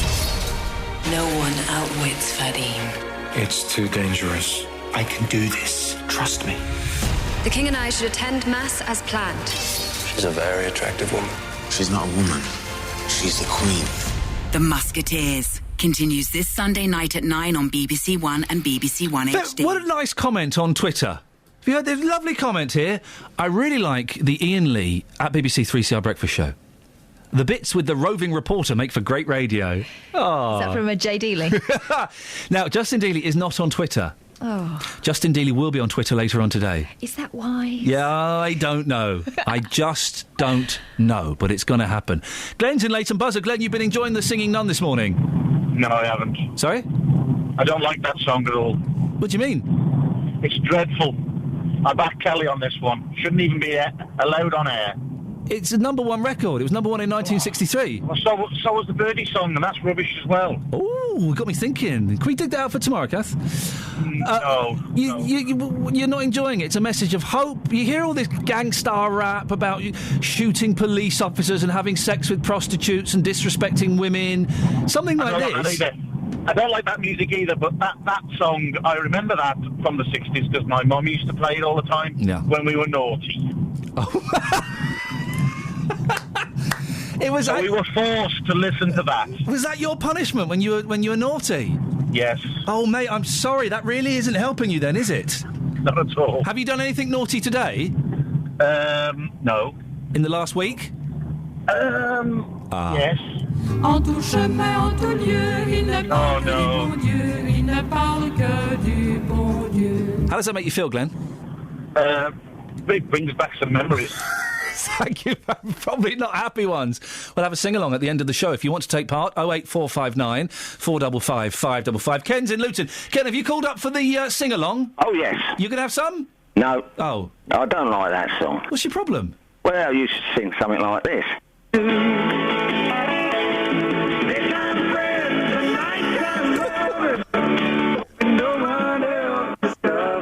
That's what you should... What's happening happening to this show? I mean, really, what's happening to this show? I think my boss would like it if I turned up late once in a while. We did play that earlier on, Ken. Did you? Yeah, we played it in the first hour. Oh, blimey, I got up late. You got up late? How dare you get up late? Oh, no, that's... Hey, listen, you're an old man. Oh, I know. Back in the sort of World War II or before that, when you were going to school, yes. What would happen to you if you turned up late? Oh, we used to have to climb over the wall to miss the teacher that used to stand outside the gate. Oh, did they have teachers on late watch? We used to have to get ourselves ready for school and walk 3.5 miles. And eat a handful of gravel for breakfast. Cold gravel, mind you. Oh, no, we never used to have no breakfast. We used to sleep in a hole in the road, and Dad would wake us up at 3 o'clock before we went to bed. Yeah, but listen here. Yes. We used to think posh people only took lunch to school. They are. They're the only people that... They're the only people that take lunch to school. Yeah. We used to have to go to dinner time before we got anything. There you go. Ken, thank you very much indeed. 08459 455 555 is the telephone number. How many people have we got signed up for the sing-along and none-alonger? So far, they're all a little bit quiet. I think they might be doing their vocal warm-ups. La la la la la la la la. Ta-ta-ta-ta, ta-ta-ta-ta, ta-ta-ta-ta-ta-ta-ta. 08459 455 555 is the telephone number. Lots of you having your say on Facebook about turning up late for school. So let's have a little look and see what you say. I just don't think that once in a while things happen. Yes, there's an excuse. But doing it regularly, no. I don't think so. What's that comment there? OK, nonsense. Parents should make sure their children are up and ready for school. It's no one else's job to ensure that. David, why does it have to be a monetary fine? Why not detention? Darren, wonderful idea. Let's find the teachers when the kids fail their exams too. The world's gone mad. Simon says, no, it's wrong to be fined for being late. Teachers are late all the time as well. Are they? Are they late all the time? I mean, my kids are kind of... One's 4, so he's in sort of like a sort of school. It's a school, but... Are teachers late all the time? Is the money accounted for? How do we know they're not just spending it down the pub? And Gerda says, why don't the parents get up earlier? Peter's in Walmer Green. Morning, Peter. Good morning. Peter, what do you got for us? I was just going to say the best school excuse I ever had was that a bomb came down in our streets during the Second World War. Now, is that a true excuse, or are you just making it up? No, I just made that up. So, hang on a minute. You turned up late for school. Yeah. And you said to the teacher, sorry, sir, a bomb came down. A bomb came down in our street, yeah. And what did he say? He said, well, that's not unusual. How cool is that? It turns out the Second World War did have some good things going for it. Kids could be late for school. What do you think about now, though, Peter? Come on, they shouldn't be turning up late. I want to know what the difference would be if they banned all cars, because some people can't drive to the schools, and they can't catch the buses because quite often they're infrequent. Peter, you going to join us for a bit of the Singing Nun? No, not really. Oh. No, don't want none of that. Yay, Peter! Isn't it funny how the tough nuts are softening? The tough nuts are softening. It's the effect nuns have. Dennis is in Dunstable. Good morning. Good morning, Dennis. Before we start, this is a prelude. Time ago, you told me off for using a word when I meant I was shaking my hand about. Oh yeah. Now take that out of the swear word. That is not a swear word. You might be potty mouth, but I'll tell you what. If you really want to be potty mouth, I'll give you some of my naval sayings. No, I don't want to see your navel, please. Good. No. Now then, you're talking about the nuns. So now we've had the forward, and now we're into chapter 1 of the Dennis in Dunstable call this morning. Yes. Yes. Good morning. Good morning, Vietnam. Now you're talking about. Somebody said you want to talk about the nuns. The nuns. What the hell would I want to know about nuns? Who's your favourite nun, Dennis? I'm totally irreligious. BBC Radio Sheffield yesterday would seriously doing a phone-in. Who's your favourite nun? It's incredible. Yeah, I'll send you the audio. Not you, Dennis. I didn't get it. Who is your favourite nun, Dennis? Well, none of them are, because they don't get none. Excellent stuff. I see what you've done there. My favourite is Sir Sourire, who you may know better as... The Singing Nun! Now, are we going to have... how many... My favourite is Nuneaton. OK. Now, how many calls have we got for the Singing Nun? Funnily enough, strictly none. speaking... Yeah, none. Right, get Justin up on the line now. Find out. He'll know it, won't he? Get Justin up. Come on, get Justin up. Dennis, you going to stick around for a sing-along?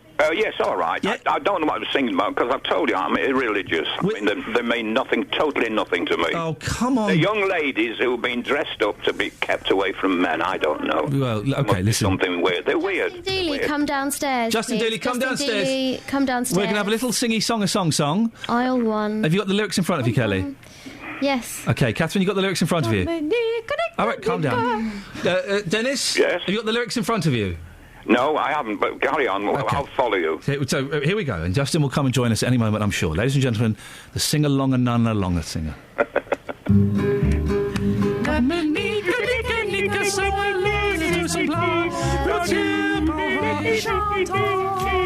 En tout chemin, en tout lieu, il ne parle que mon Dieu, il ne parle que mon Dieu. Les pauvres sont fiers dans le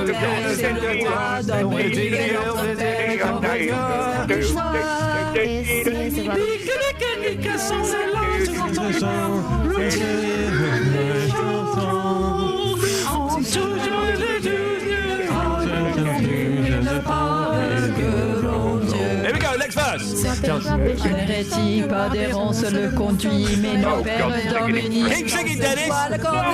Justin solo.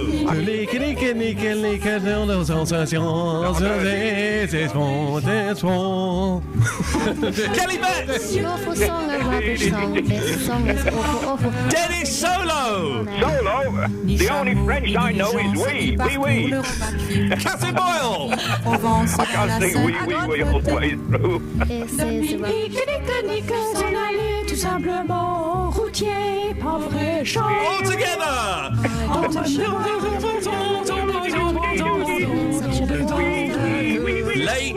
Ladies and gentlemen, give yourselves a round of applause. Yeah. High five, brother. High five. That's what I'm talking Now, about. unfortunately, Ian, I hate to break it to you, but because of the rules and regulations of the podcast, that can't go in the podcast. That bit can't, but we've got two other singing numbers that can go in. And how identifiable was that as the singing number? Oh, man, alive! Oh, dear, JVS is next door thinking, how on earth am I going to get the audience back after this last time? There's a couple of verses left. This should be the big phone-in. Yeah, it should be. Was that a classic song? Give us a call now. Boys and girls, you've been lovely. Thank you very much, Catherine. Thank you, Kelly. Thank you, Dennis. Oh, oui. Bye-bye. Bye-bye. Justin, nice to see you in the studio. And you, yes. Have you done any swears since we last spoke? No swears, but I like your notebook. You're actually being genuine here. Yes, You've actually got a notebook of all the singing numbers today for the podcast. Yeah. Very clever. There's several bits we can definitely legally work in. And Catherine, let's get the scores on the doors for the swears this morning, please. Justin is winning or losing, depending on how you see it. Justin swore 1, 2, 3, 4, 5, 6 Oh, times. 3 clean. Sugar. I'm trailing behind at 3. And Justin, Ian, you got 1. Kelly's got none. Kelly, what? None. You wait until we get upstairs to the office. Ladies and gentlemen, that's it. That's your lot. Let's get the travel. Travel news for beds, cards and bugs. BBC Three Counties Radio. On the Great Barford Bypass westbound, there's still a lane blocked between Bedford Southern Bypass and the Cardington Road because a car has broken down. Still very thick fog out there. The major routes are affected. The M1 and M40 still looking bad on the cameras. The M1 southbound is heavy at Junction 10 for Luton Airport, and the M25 anti-clockwise is stop-start between 21 for the M1 and 16 for the M40. Public transport has no reported problems. I'm Alice Glossop, BBC Three Counties Radio. Thank you very much, Alice. That's it. That's your lot. We'll be back tomorrow at 6. JVS is up next. Until Wednesday, 6 o'clock. Ta-ta.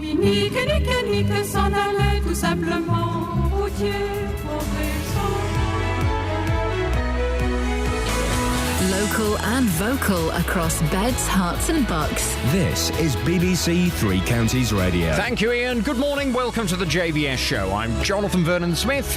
It's Tuesday, and on today's Big Phone-In, do you see anything wrong with motorway pubs? The first ever motorway pub has opened in Buckinghamshire this